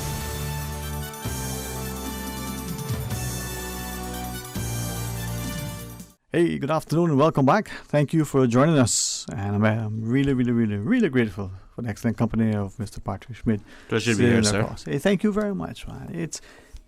For me, it is important for us to access and utilize the platforms that we have in order to engage in dialogue. And sometimes, maybe it's because of our sort of, I want to say almost innate nature to be amenable, docile, passive, that we don't engage in some things that may be considered controversial, provocative, and the like. Perhaps, and I say this carefully and respectfully, we've not somehow through our educational system, the formal and informal, the instructors at home and the like, that you can disagree and still be civil and respectful, that if you have an opinion, it's okay to share it, again, in the right setting and the like. I'm hopeful that people will feel that courage, that they'll be afforded the opportunity and the protection to say, hey, you know what, this is my view. And then over time, we'll get to that semblance. So the phone lines are open. If you want to call and share a thought, we certainly invite you. And I had a couple of things to kind of maybe have a little fun with Patrick, not at his expense. So I hope I never do that. Try your luck. No. Well, one, I know better than that, but two, I don't intend to. But as we were sharing to our listeners, it is an open line. We had hoped, and it's still early days yet. There's so much traffic sometimes, so much demands on our times, especially our MLAs, that they can be delayed. But just prior to the break, you were talking about it, land usage in a sense, and given the very obviously we can import a lot, I don't know that we can import land. I mean, that might be the next thing, I'm not quite sure. But in absence of that, we have to build vertically and utilize our land and the like. All right. So at some point I want to ask about that because, the utilization of it. But we do have MLA Kenneth Bryan. And this is going to be interesting. Here's a man who's going to be able to be in 2 places at the same time. So you watch the magic. This isn't, some magical trick, but we're going to pull it off. So we're going to join him by phone, teleport him, as he brings him into the studio. I don't think the general public knew that the government has that ability yet, No, we bought this from Rooster. Oh, okay. And or the hen. Mr. Bryan, sir, good afternoon to you. Good afternoon, gentlemen. Good afternoon. Well, you guys put a smile on my face. I needed that. Thank you, sir. Firstly, I want to apologize for my tardiness, for not being on time. Unfortunately, I was dealing with a matter in West Bay. As you know, I don't only represent Georgetown Central, I represent every Caymanian that I know. So I got caught up with a little matter, but I'm on my way, and I'm happy to join the conversation from the phone line until my body is physically in the studio, which should be in about 7 minutes. There you go, man. And we've sent the police helicopters and escort for you, so no worry, man. You'll be here in about 7 days. I can't do the police escort. I'll never get elected again. They say, yeah, you got special treatment with that helicopter. No, listen, thank you for at least recognizing an attempt at trying to bring a little lightness and a little laughter and a little humor, because I know for me, it's good medicine. I also appreciate that sometimes you have an opportunity to to listen very intently to a very serious, engaged sort of perspective, and it can weigh heavily on you and take it into the day. I can only imagine what you and other MLAs have to encounter with the various constituencies, not just your own constituents, as you shared. If we could, maybe at the outset, as you get into the studio, set the stage for us. What are some of the things when you get here in person, God's willing, that we would want to talk to? What are some of the things that you see you want to address more when you're in person? Well, as you can tell, we were in the Legislative Assembly trying to deal with a number of matters recently. And there's some concerns for me, particularly with education, for the lack of funding for certain schools. Now, you know that the government took a position to stop giving automatic funding to private schools. And I supported that concept from a policy standpoint because there's a lot of schools who are making a profit that are private schools. But there is other schools out there who don't make a profit and they actually make a loss. And that lack of funding that they would normally get from government has now actually hurt their bottom line and potentially could affect the classroom numbers that we have available to the country. As we all know, without the private schools available, all the children in the Cayman Islands would not be able to be schooled because we just don't have enough government schools. So though I agree with the process of withdrawing the funding for those who make a profit, we have to get the guidelines sorted out for those who don't make a profit, how to make it available to them to get a grant. Because, like, say for instance, I know that you are a proud West Bayer, and there's a school like Wesleyan that doesn't make a profit, and now they're not going to be able to get that funding without an application for it. But the government has failed to outline what the application process that needs to be done and what are the guidelines to meet it. And when you're planning for a school year, every school needs to plan in advance. We're now in February, and principals and administrators will start planning to say, okay, then how many classes we're going to have, whether we send letters out to schools, to parents, to ask them if the kids are going to stay around for another year. While they're trying to do this administrative planning for the next year, they have to consider budgets. So if you're going to get $75,000 from the government or you're not going to get it, you need to know, because that could be the determination of whether or not you're going to have 3 more teachers who each teacher represents 20 kids, and 3 times 6 is 60 kids. So we got to recognize that not having yourself prepared before you bring this policy in place could definitely hinder the process of education for many of our Caymanian children. Of course, there's a lot of expat kids that go to the private schools, but my priority is children in general. Whether they're Caymanian or not, we want all the children of the Cayman Islands who live here and choose to be here with their parents for whatever reason, to make sure they're not skipping a beat in any capacity with their educational reform. Right. So that's one of the concerns. I don't know if that I bit off too much I can chew if you... No, not at all. Yeah. Education is something. If I could ask, you answered the second sort of part of the question I was going to ask. How is the process going to sort of be when we know how the schools to apply? But before we get there, what is your understanding of the system prior to this sort of government's decision to withdraw it? What was the process for the funding? Well, before, government used to give an automatic amount. Now, I would hate to say what the amount was. No, that's fine. I don't know exactly how much it was. But there was an automatic grant to all private schools. Mm-hmm. That's what I understand from Finance Committee the last time. Right. Because when we were questioning the line item budget, the Honorable Minister, Juliana O'Connor explained why they were withdrawing that. But they did allocate a certain amount for schools if they want to apply for a grant. Right. Now, so they're preparing for the problem, but they didn't do the second half of the solution, which is explaining to the schools from an early stage. I think they're going to kind of moving at a snail's pace, whereby not realizing schools are already planning for next year. Okay. You can't come and give the guidelines 2 months before September when people sometimes have to get teachers from outside of Cayman. They need to have plans. They need to be able to tell parents, listen, how many classroom spaces we have. There are people on waiting lists for schools. They need to know these things in a timely fashion. Exactly. Well, we certainly, if it's okay with you, wouldn't mind expounding on that whole issue of funding and education, and in particular the money to the private schools. We have the news break. You're probably not that far away. You may be here momentarily. Yes, but you can go ahead to the news because sadly I am right in front of E.L. Thompson in traffic, so it may take about 7 minutes now. Not a problem. No, man. Okay, we'll do the news, and then when we come back, we'll rejoin MLA Kenneth Bryan. And like I said, we're teleporting him or telecommuting, and this is a whole new game. Mr. Bryan, thanks for holding on, and we'll have you shortly in the studio. No problem. All right, stay tuned for Talk Today. All things Cayman, one radio, many people. This is home. Radio Cayman in the Cayman Islands. Today's biggest news. Radio Cayman. It's only 2 species that we have here on the island. Generations present. Your voice, your choice. For today's biggest news. Access. Local, regional, international. This is headlines from Radio Cayman's newsroom team. Today's biggest news. I'm April Cummings with your latest headlines. The Public Accounts Committee turns a critical eye to how government is running its public education system.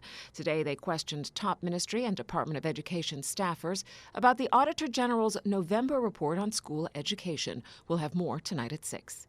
In international headlines, Russia's defense ministry said today that Israeli air forces nearly shot down a passenger jetliner in Syria during a missile strike on the suburbs of Damascus a day earlier. The allegation comes as tensions run high in Syria, where fighting has escalated in the northern province of Idlib. Syrian government forces, backed by the Russian military, have clashed with Turkish troops that support the opposition there after failing to observe a ceasefire. A spokesman for the Israeli prime minister did not respond to a request for comment. Foreign ministers for Spain and Italy say they want to forge a new strategic alliance for a joint migration policy proposal for the European Union. The news comes after talks in Madrid that an informal document on a proposed EU-wide migration policy had been in the works for weeks. The European Commission wants to begin a reform of the asylum system and the policies of the 27 members of the EU later this year. One of the key hurdles is how to make all members, including Eastern countries that refuse to take in migrants, help shoulder a burden that falls mostly on Mediterranean countries. Those are your headlines from Radio Cayman's newsroom. I'm April Cummings.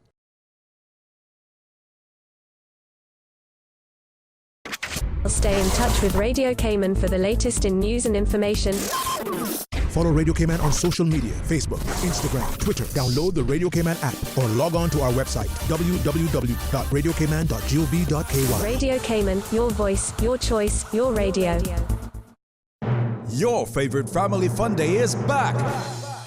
The 53rd Annual Agriculture Show at the Stacey Watler Agricultural Pavilion in Lower Valley. Theme, Agriculture for the Future. Ash Wednesday, February 26th. Family fun for everyone. Acrobatic show, cooking competitions, produce, plants, pony ride, petting zoo, rodeo, and so much more. Gates open at 7 a.m. with ample parking. General admission is only $10. Children ages 2 through 11, $5. And under 2 are free. Or buy your raffle ticket including entrance fee for a chance to win $20,000 and so much more. For more information, visit them on Facebook or 345agriculture@gmail.com. Put down your iPad and get back to your roots at the 53rd Annual Agricultural Show, February 26th in Lower Valley. Would you like free roses this Valentine's Day? Buy a gift that can be cherished forever from Island Jewelers. And the roses are on us today. That's right. We'll buy the roses. Spend $350 US at any Island Jewelers and receive half dozen red roses from Celebrations for free. Island Jewelers is located in the Island Plaza under Margaritaville, Camana Bay, the airport, Kimpton Seafire, and Ritz-Carlton.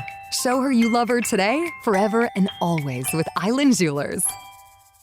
In recognition of the contributions made by the late David Gerard Powell, the playing field at Theoline McCoy Primary in Bordentown will be officially renamed the D. Gerard Powell Playing Field. Come out to witness this important day in our history at the official renaming ceremony taking place this Saturday, February 8th on the school's playing field.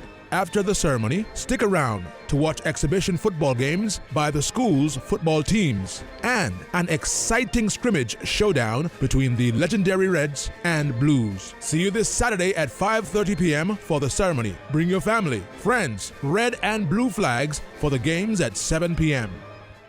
Talk today. But I do have some questions. Talk today. Cayman Islands' foremost listeners participation program. Talk today. Because there are more questions than answers. What the public is saying. Waiting to take your calls right now. Sterling Dwayne Ebanks.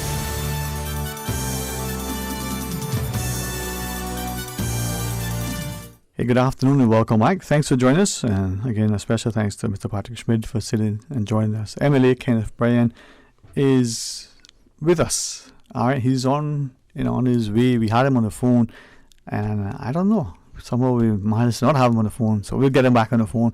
We're teleporting him into the studio. But we're going to go to the phones, Mr. Schmidt, and join one of our callers. Good afternoon, welcome. Thanks for calling. Hello, sir. Good afternoon. Hey, my friend. Afternoon. How are you? Yeah, good, man. Good. Starting it'll be fast, right? With few topics. Yeah, man. Like obviously with me now, right? Me personally, especially me, time, right? Is accelerating. Like older, right? The world evolving, right? And we're talking about now this hard topic now. We gotta stop this intrinsically, right? Refusing to moderate this in a position, right? In an uncompromised element. You see where I'm coming from? We need to put this in a modicum, a smaller or token amount until I legalize, right? But I have their own interest topics. You come from? Go out for a walk. I in construction for years, right? Why waiting on? No, and that's story. And I'm full force, full intact. Yeah? Why waiting on? And obviously, with construction, in this time of era, we'll go elevated, obviously inclined, right? In the mangroves, right? They play an article role, especially with the lemon sharks, right? Feeding ground in the ecosystem. And also the hurricane deterrents for buffering. Okay? And so then I know who will live, right, in this world or New World Order. I want to live in a world with no worries.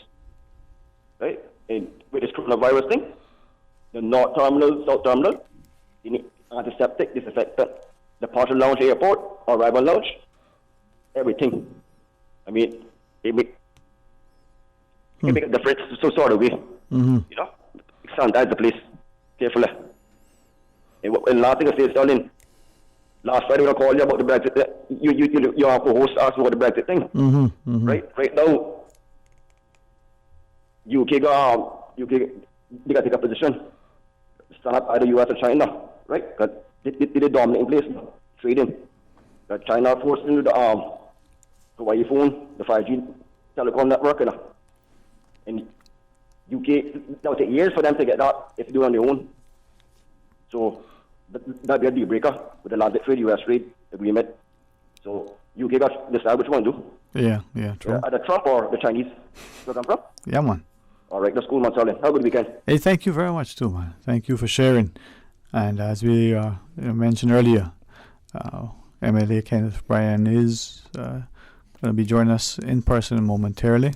We thank him for not just his commitment on sort of a lot of time, but the dedication, dealing with matters. And it's a small community, but sometimes moving, Patrick, from the glass house to where they came on as it is, can be a long walk at times. So absolutely. So we appreciate that.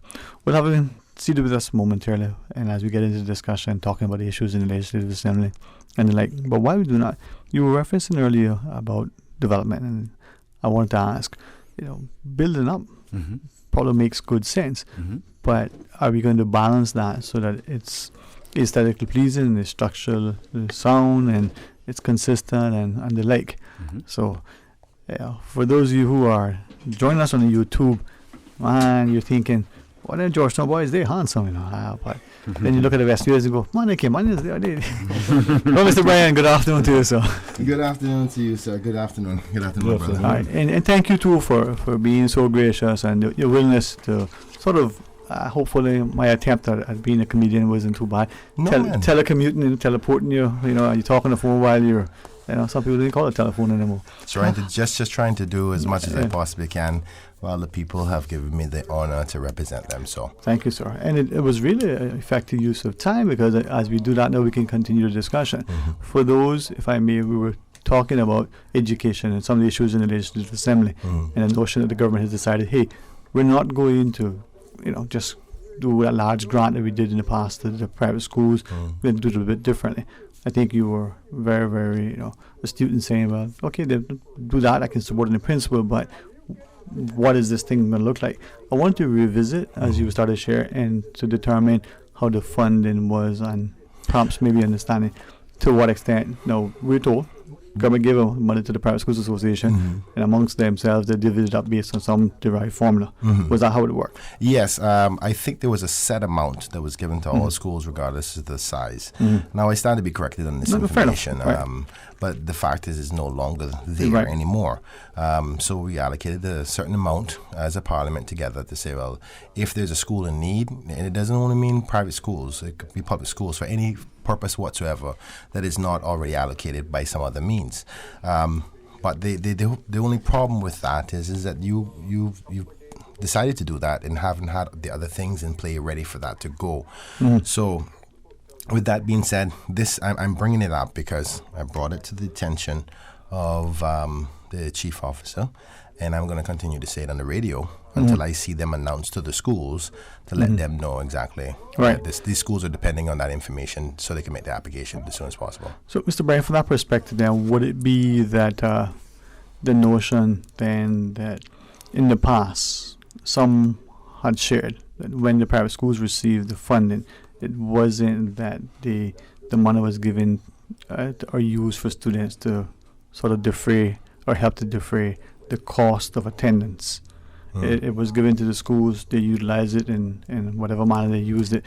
But if you were going to the school and the tuition for the year was $5,000, well, it was, no matter what money the government gave you, you still paid $5,000 as a private student.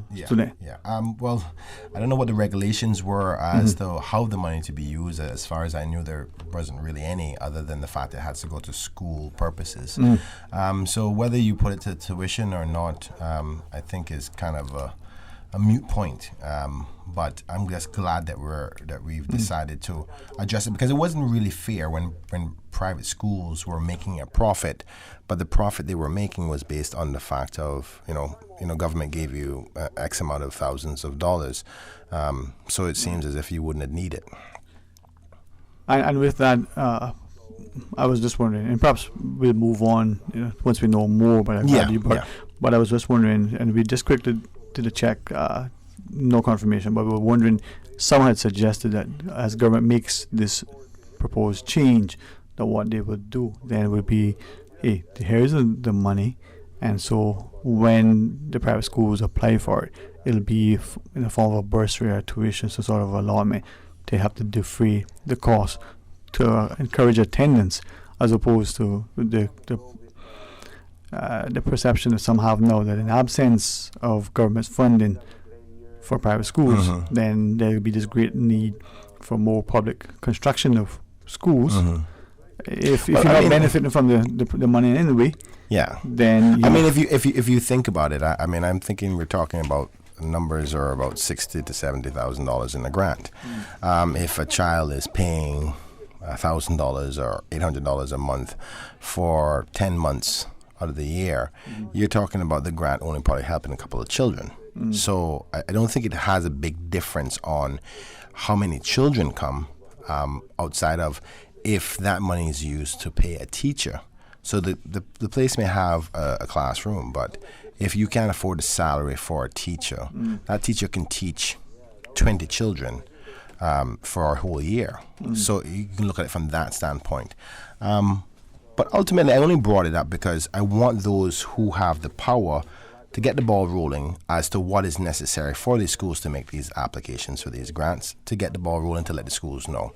But there's a number of other topics that we can definitely discuss. Definitely. And with that, Mr. Bryan, what other issues within the Legislative Assembly that you want to share with us?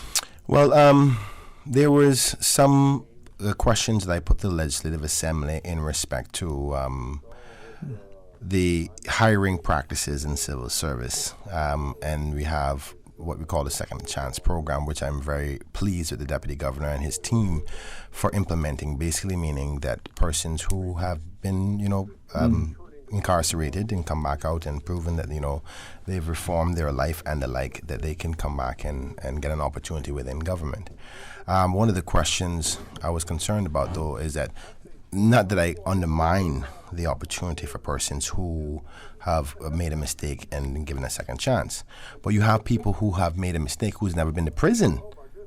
They need to get a second chance as well. If the concept is to give a second chance, you can't be saying second chance people who went to prison. So there's persons who were working for the civil service before and then left in not good circumstances, and usually within the civil service itself, once that is known, you almost, I hate to say it like this, but blacklisted. Like, oh, he was at that department or she was at that department and was let go, and you apply to another department. The network is really small, so those questions come up. So I want to make sure that there's opportunities on all fronts, that it's not only to persons who have been convicted in any way. So, Mr. Brian, if I may ask, we know about the expungement program effectively, but simultaneously and directly in relation to what you're saying, once a certificate of expungement has been issued by the expungement board, theoretically, that is the particular issue is removed from the person's record. But then there are many jobs, in particular in relation to the civil service, whereby even though it's been expunged and they have to, in fact, they require that you state it in the application form, because and indeed in the law, if I'm not mistaken, there's actually a carve out in relation to certain types of job within the civil service, whereby you have to reveal that information despite its expungement. And so which begs a question about the human rights element of it. I mean, this expungement era that we're tapping into is obviously one that came from a positive foundation, trying to, for somebody who has made a mistake in our society to get a second chance.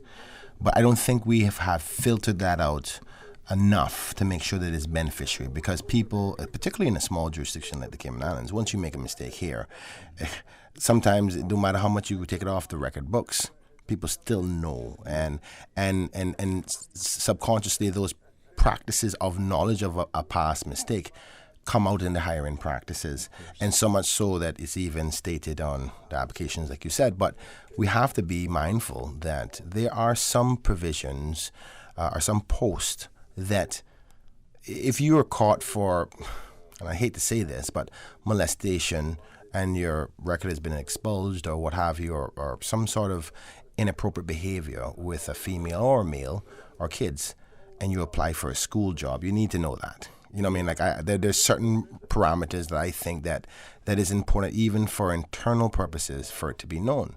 But the question then is, well, what information and who decides which information should still be available or not? So I'm not a specialist in this field.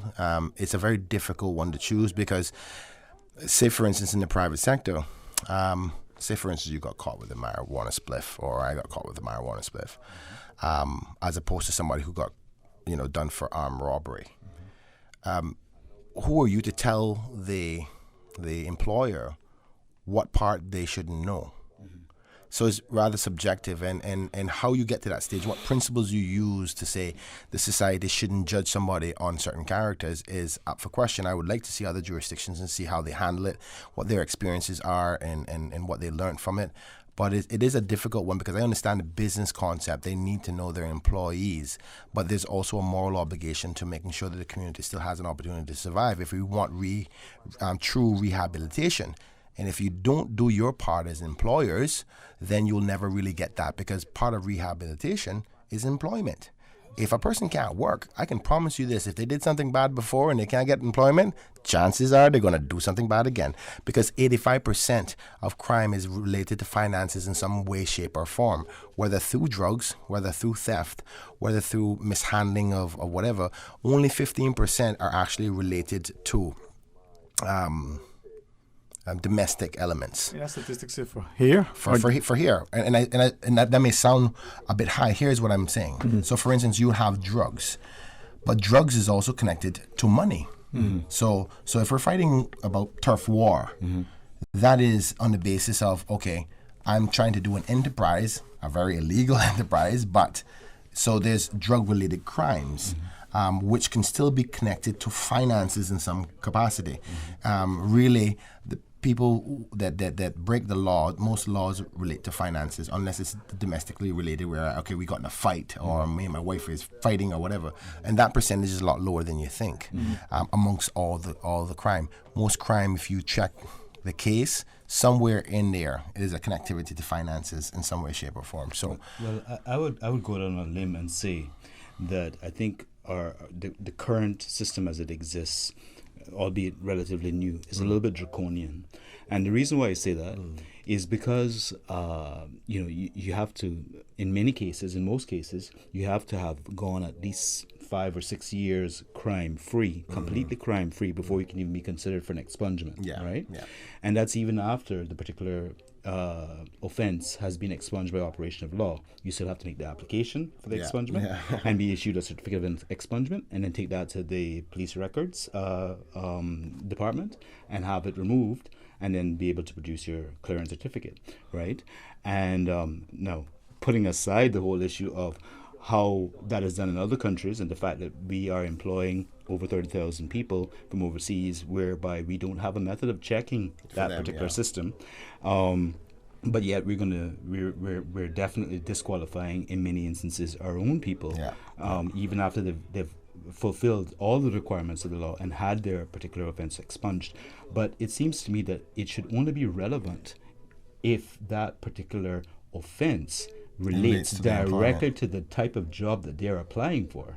And I don't see the value, as Mr. Bryan is alluding to, I don't see the value of somebody saying, well, I was caught for smoking a spliff 10 years ago, if they're going to be doing a job that doesn't involve anything at all to do with, But that's my point. My point is this, though. I'm going to challenge you here for a second. I'm going to be the devil's advocate, because I agree with your viewpoint. Yeah. But when you look at it from a business perspective, if I'm asking you to wash clothes in a laundromat, you having known to be using marijuana, could that affect your behavior of your work? Can the owner say, well, I don't want nobody coming high? Or let's say, for instance, if a person is a thief, could they say, I don't want nobody washing clothes on the side and making a deal? You can relate any crime to some way, shape, or form of any employment. And this is where the subjectivity come into play. And this is where is the line drawn, and who draws the line? Do we dictate to employers? So we have to have that discussion. Or do the employers in the community and all stakeholders surrounding employment sit together and say, listen, we have to have an agreed situation. Like, say, for instance, if you're pumping gas, you can't ask somebody about whether they smoke marijuana or not. Mm-hmm. You know what I'm saying? If they were involved in, if they're dealing with money, you can ask about theft, right? Or let's say, like I said before, if sexual related matters, if you're going to be working in a school or something where vulnerable people, elderly or the young, they need to ask about that. Mm-hmm. But somebody has to determine that, and I'm just not sure how that is going to be done, because it's going to be very controversial. Right. Because business owners, in their minds, and this is what I see based on most business owners, feel that they have the right to ask anybody about anything in respect to the fact that they're going to be affecting their business. Like, I want to protect my business, and I want to make sure that the people there, but there is the moral obligation to continued employment and opportunities for Caymanians. And you're right. The fact that we can't check somebody else, but we're getting checking our own, boy, that's rough. And you're right. The new expungement process, in my way, is actually worse than it was before. I'm going to tell you why. Before, there was set times where it automatically came off. Automatically. Some people, you may say, okay, you've met the time period of 5 years, but that doesn't mean the board has to decide to choose to take it off. It's just you've been granted the opportunity, is what the years say. So if the board goes, you know what? I don't like the way you look. You don't look like you're ready. They can say no. So is it a time thing or is it a subjective view of some people on the panel? Now, I'm not saying that these people are making bad decisions. I'm just saying there is the opportunity for that. And whenever there is the opportunity, then they can always be challenged. I can always say, well, what grounds did you decide that? And what and where did your grounds come from? I mean, like, how do you know whether I've been rehabilitated until I actually get the chance to do it, right? We do have a call online. Patrick Schmidt sits with me, and we have MLA Kenneth Bryan as our guest. Good afternoon. You're on Talk Today. Hello. Good afternoon. Hello. Hey, my friend. Afternoon. Afternoon. I didn't hear anything, so I wasn't sure. Yeah, I didn't either, but we hear you now. Well, let's check. Yeah. Can you hear me now? I can hear you. Can you hear me now? Is Kenneth in studio or no? Yeah, we're in the studio. I'm here, buddy. All right. Okay. Wasn't sure. Sorry for calling on the 11th hour. That's okay. Hey, thank you for calling all the same, my friend. Yeah. No. I just obviously I want to do my best to keep the listening public properly informed when it comes to certain things that's happening within our community that affects us one way or the other. Obviously, Kenneth, just keep up the good work, my friend. It's not often that we have opportunity to have open dialogue with our elected officials, and certainly you have gone the extra mile and staying in touch with especially your constituents and going on the radio frequently and being open to taking questions from callers and taking on certain things, and that's what's important. That's how people want to feel like they get it, like they're involved with what's going on. But this morning I was obviously going over some stuff that I was researching, and what I found was very interesting is that we have a visit from one of the Jamaican dignitaries, one of the politicians from Jamaica who's flown in today to have a round of meetings with our government. Obviously, our government never keeps us in tune with what's happening. But I would probably just guess that they're probably here to talk about the cruise port facility and the importance of that to their product in Jamaica. And we know that when the Prime Minister visited us last year, that meeting was specifically for encouraging or trying to get Cayman to get off the starting blocks to get a cruise berthing facility built in the Cayman Islands. After all of the information which was revealed after the fact on how important the Western itinerary is and how even more important the Cayman Islands is to that Western itinerary. We are the premier destination. We are a preferred destination. We are in a sense the Western itinerary. So and the reason why I can make such a bold statement is because we've seen where the cruise lines has pulled their Oasis-sized ships from the Western itinerary simply because the Cayman Island is not on the itinerary. And it's not by choice, ladies and gentlemen. It's by actions of the cruise lines who are trying to use that as a bullying tactic to force us to build a cruise berthing facility. But I will just say this, gentlemen, is that we now have a Jamaican politician here meeting with our politicians. Let me just remind the Cayman Islands of this one thing. The Cayman Islands are not trying to become the next Jamaica. We don't want to be the next Jamaica. We sympathize with our neighbors. We have a lot of Jamaican influence here, and we understand that. However, as opposed to doing what they do, we should learn from what they've done. We should make sure that we don't fall in the same situation. The deal that they offered the Falmouth people and the Jamaican people is the same deal they're trying to offer us here. First of all, and I'll just end here because I know time is short, Kenneth.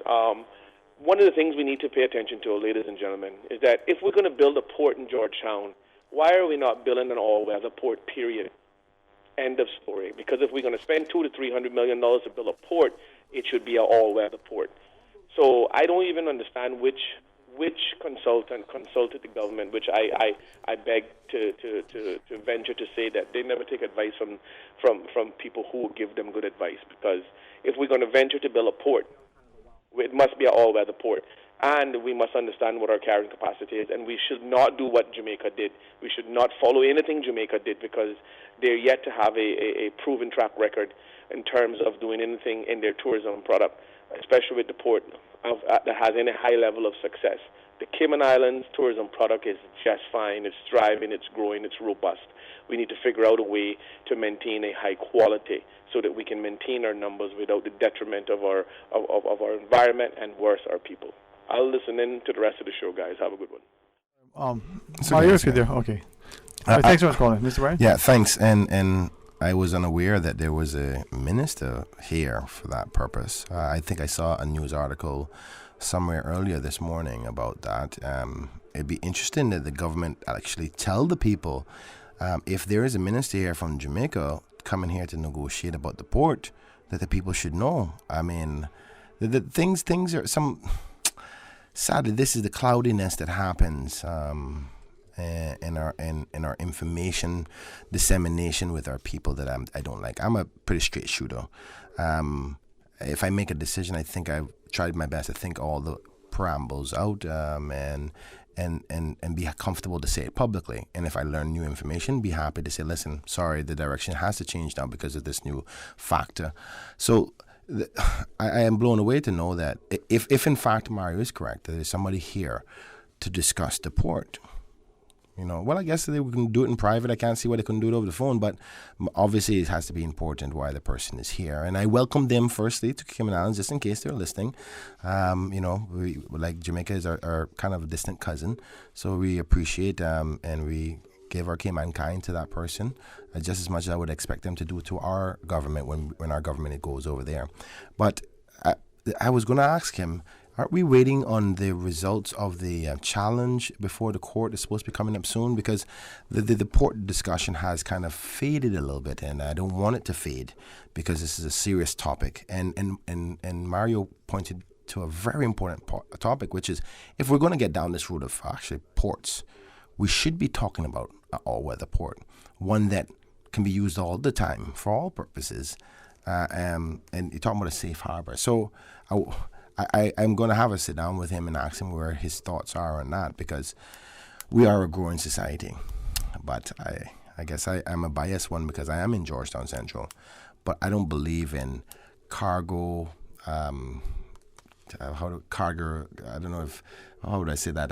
Industrializing Georgetown Central, because ultimately that's what will end up happening once we continue to grow. Like if you go up there on certain nights now and you see how the cargo operation work when the importations of goods, it doesn't look good. I see dump trucks parked in Emsley Memorial parking lot. It's not cool. And if we want to expand that, what we're expanding it to, what are we doing to our central district? Aren't we already losing a lot of Georgetown to Cayman Bay? Do you want to kill it? I mean, I like the fact that the government has decided that they're not thinking about cargo being somewhere else is concerning, because when we first started cargo there, and I'll try to wrap it up as quick as I can. When we first started cargo there was no national structured plan of, okay, this is going to be our business center, this is going to be a capital, this is going to be more residential, this is going to be where our imports are, and you plan your country like that. There was none of that. We kind of just did it ad hoc. We weren't a great nation that everybody knew about, a little island, but now we've become that, and we're going to continue for that success. We hope to, right? So let's start planning properly now, where you can put a cargo focus in an area where when the expansion of your country comes, you already have acquired the land around it, that you're not building a cargo facility and the surrounding necessary buildings and space for containers and all that next to residential, because you said, I'm planning for 50 years or 100 years, so I'm going to buy 100 acres. Right now, we're only using 10 acres, but if we grow, let's say, for instance, we grow to a size, we're probably like Singapore, and we get to 500,000 people in relation to our size, or potentially 1 million. Where are you going to put the cargo? You going to kill Georgetown Central? Where are you going to put? Because we're on a growth, and we're shooting this grow without thinking. And I'm not opposing development and growth, but sustainable, thought out, planned growth, not just shooting from the hip. And this is what, unfortunately, I see the behavior and the policy decisions of this government not thinking it through. That's why we're stuck in so much traffic. That's why the cost of living is so much. That's why there's such a high demand on the school spacing right now, because you can ask them a question in finance committee about where these 7,000 people going to go when the cost of rental market is so high, and they don't even know how much actual rental space we have available. But you have a prediction of 10,000 expected to get at least 7,000. We're having no idea where they're going to live, while Caymanians are being priced out of the market and sleeping on the street. This is the lack of planning and the ripple effects of lack of planning, and this is why I'm disappointed. I'm not against growth. We need growth. We're an economy of consumption. So without it, we can't just go flatline. We have to be on a constant growth level in order to be sustainable. How fast we grow is one other thing, and the damages can come up if you go too fast without proper planning. But Mario, just to sum up your call, very good questions and very good concerns. As usual, people say what they want to say about Mr. Rankin, but I think what he does is challenges the status quo and not afraid to do so, and you can't fight that quality. It's a quality that I honor and I respect, even when he's challenging me. Sterling, if I may just yes, very quickly, because I know we're short on time, but I would just like to agree with Mr. Bryan from my own personal perspective in terms of the recognition, the general recognition by the general populace that Georgetown needs to be revitalized as the capital city. I think it is incongruent, in my own personal opinion, to have the actual cargo continue to grow, whilst or cargo importation and transshipment continue to grow, whilst you're trying to revitalize Georgetown as a capital city. All right. I forgive me. I think we were supposed to be finished at 2:30. Is that a normal thing? With you, she said that tomorrow. I mean, well, Susan, that one here was Susan. No, she work with you. She work with you. All right. Before we're told that we have to get off, I just want to say, listen, it is a pleasure to be on the show all the time, and I pride myself in trying to be as available as possible. And I want to say to the Cayman public, as well as particularly Georgetown Central and Cayman Brac, if you feel that there's things that you need to hear your representative talk about, please feel free. Call in the show and say, Dwayne Sterling, call Kenneth Bryan. I want to know what his position is on this, or anything for that factor. Because one thing I see politicians like to do, they like to hide behind issues. We have a lot of times when votes going on, nobody's showing up and all kind of things like that. You got to be able to be bold on your decision. If you can't, that's why I said, listen, if I can't make the decision for the people, put it back to the people. We're going through some serious challenging times. There's a lot of hypocrisy going on here. Entities being able to, in my opinion, legally gamble, but a person buying a number on the side of the road is being picked up and charged and given a criminal record. But yet these raffles that are going on, and some not even registered non-profits are happening. You have the criminal law where persons are being locked up for 10 years for a gun, rightfully so if they have done something wrong with it. But then an expatriate or a person of high net worth being given probation for the same possession of a same firearm. I mean, my people, I can tell the frustration because you hear them talk about this going, so what, is these things happening because I'm Caymanian? And the other factor, which I'm slowly starting to see creep up, and I'm really worried about this, is what is perceived to be a disenfranchisement for persons of color. Like people that are darker color skin seem to be the ones who are getting the back end of the stick. More so than the persons of lighter color skin or from a certain background. And whether that's real or perceived, both of them are very dangerous for your society, because people then start to go, I don't care anymore because it doesn't seem fair and equitable to me. So if I think that you're being treated less than me, and it constantly happens boldly, like say for instance this raffle for this boat by a local telecommunication provider. You're raffling a boat and I'm paying something much money in tax to win a boat. What are differences between buying a number from Honduras or Jamaica or Philippines? I don't know where the places they do it now, but what difference is that? Or West Bay. You know what I'm saying? What's the difference between that? And you can't do that because people get frustrated, go, oh, because I pour in black, but this rich corporation or business can do it and get around it because they have big lawyers. I mean, we got to be mindful of these things. Right. What's good for the goose has to be good for the gander. Mr. Brian, we were looking at the schedule while you were chatting, and in interest of what you just shared, we'll offer up 2 options next week if you think. Make hay while the sunshine, Monday 1:30 to 2:30. Sounds like a plan to me. Monday. If it can work. Monday 1:30 to 2:30. Yes, sir. If it's okay with you, we would like to invite you back now. And apologies for putting you on the spot. No, but man, to avail you of the opportunity you just shared. It was difficult today, so Monday. Yeah, it was, but I'll definitely make myself available. Okay. And if there's anything particular out there that the listening audience want to hear from me to talk about, feel free. I know that Dwayne Sterling is going to give you guys Sterling Dwayne Ebanks. Yeah, boy. Mix that up now. Don't do that. Don't do that. It's a serious thing, you know. You get person altogether. You can reach out to him, let him know. I'm quite sure that you guys are regular listeners and know the contact number here or the WhatsApp or the email. And I'd be happy to talk about them. He can let me know. I'll try to get myself as prepped as I possibly can. If I can't answer the question, I'll promise to look up and come back with the answer another time. I try my best to do that as much as I can. There is some politics to talk about, so Monday could be that day for that, because the reality is the election is around the corner. I want to say thank you so much, both of you gentlemen, and the lovely Suzanne who's in the back, for allowing me to be here. God bless each and every one of you. Amen. And I would be willing to joke about it and say, yay, but not going to leave for that. Monday, maybe I make the joke about the early election coming up around the corner. And Mr. Brian said, hey, listen, have a great weekend, sir. Hey, you know what? It's a Friday. If I have a job Monday, I have a job. Yeah, man. Listen. I don't think it will ever get to that. Listen, we all laughing, having a good joke. It happens all the time. They beat me up about it in the LA, and I'm still here. So remember, you got a fighter here. The honorable speaker said, "No, Mr. Brian, I don't want to be seen that curtailing about a speech, but this, they stand out as about repetition." I'll give you this one. The speaker said. The speaker said this one. I love this one. You gotta love McKeever, no matter whether you like him or not. You gotta love him. Listen. So he says to me, I know I can't say anything about this budget, but if I could say anything about this budget, I think this budget is the best budget ever. This is what I would say. I said, well, hold on, you just said it. He said, yeah, but I couldn't say it. But I just let you know what I would have said. All right. Gents, have a good. Patrick, thank you very much, sir. Pleasure. Monday, if you can, and fish tea if possible. Mr. Brady, again, have a good weekend. Well Thanks to Susan. And please, as you've been invited, join us. Mr. Brian has been gracious with his time, and will join us again Monday 1:30 to 2:30.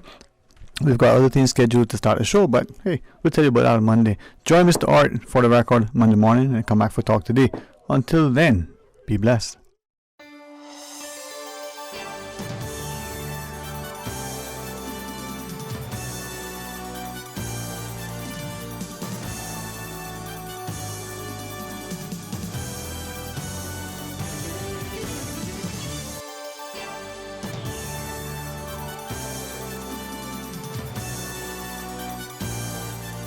Shaken yet standing firm.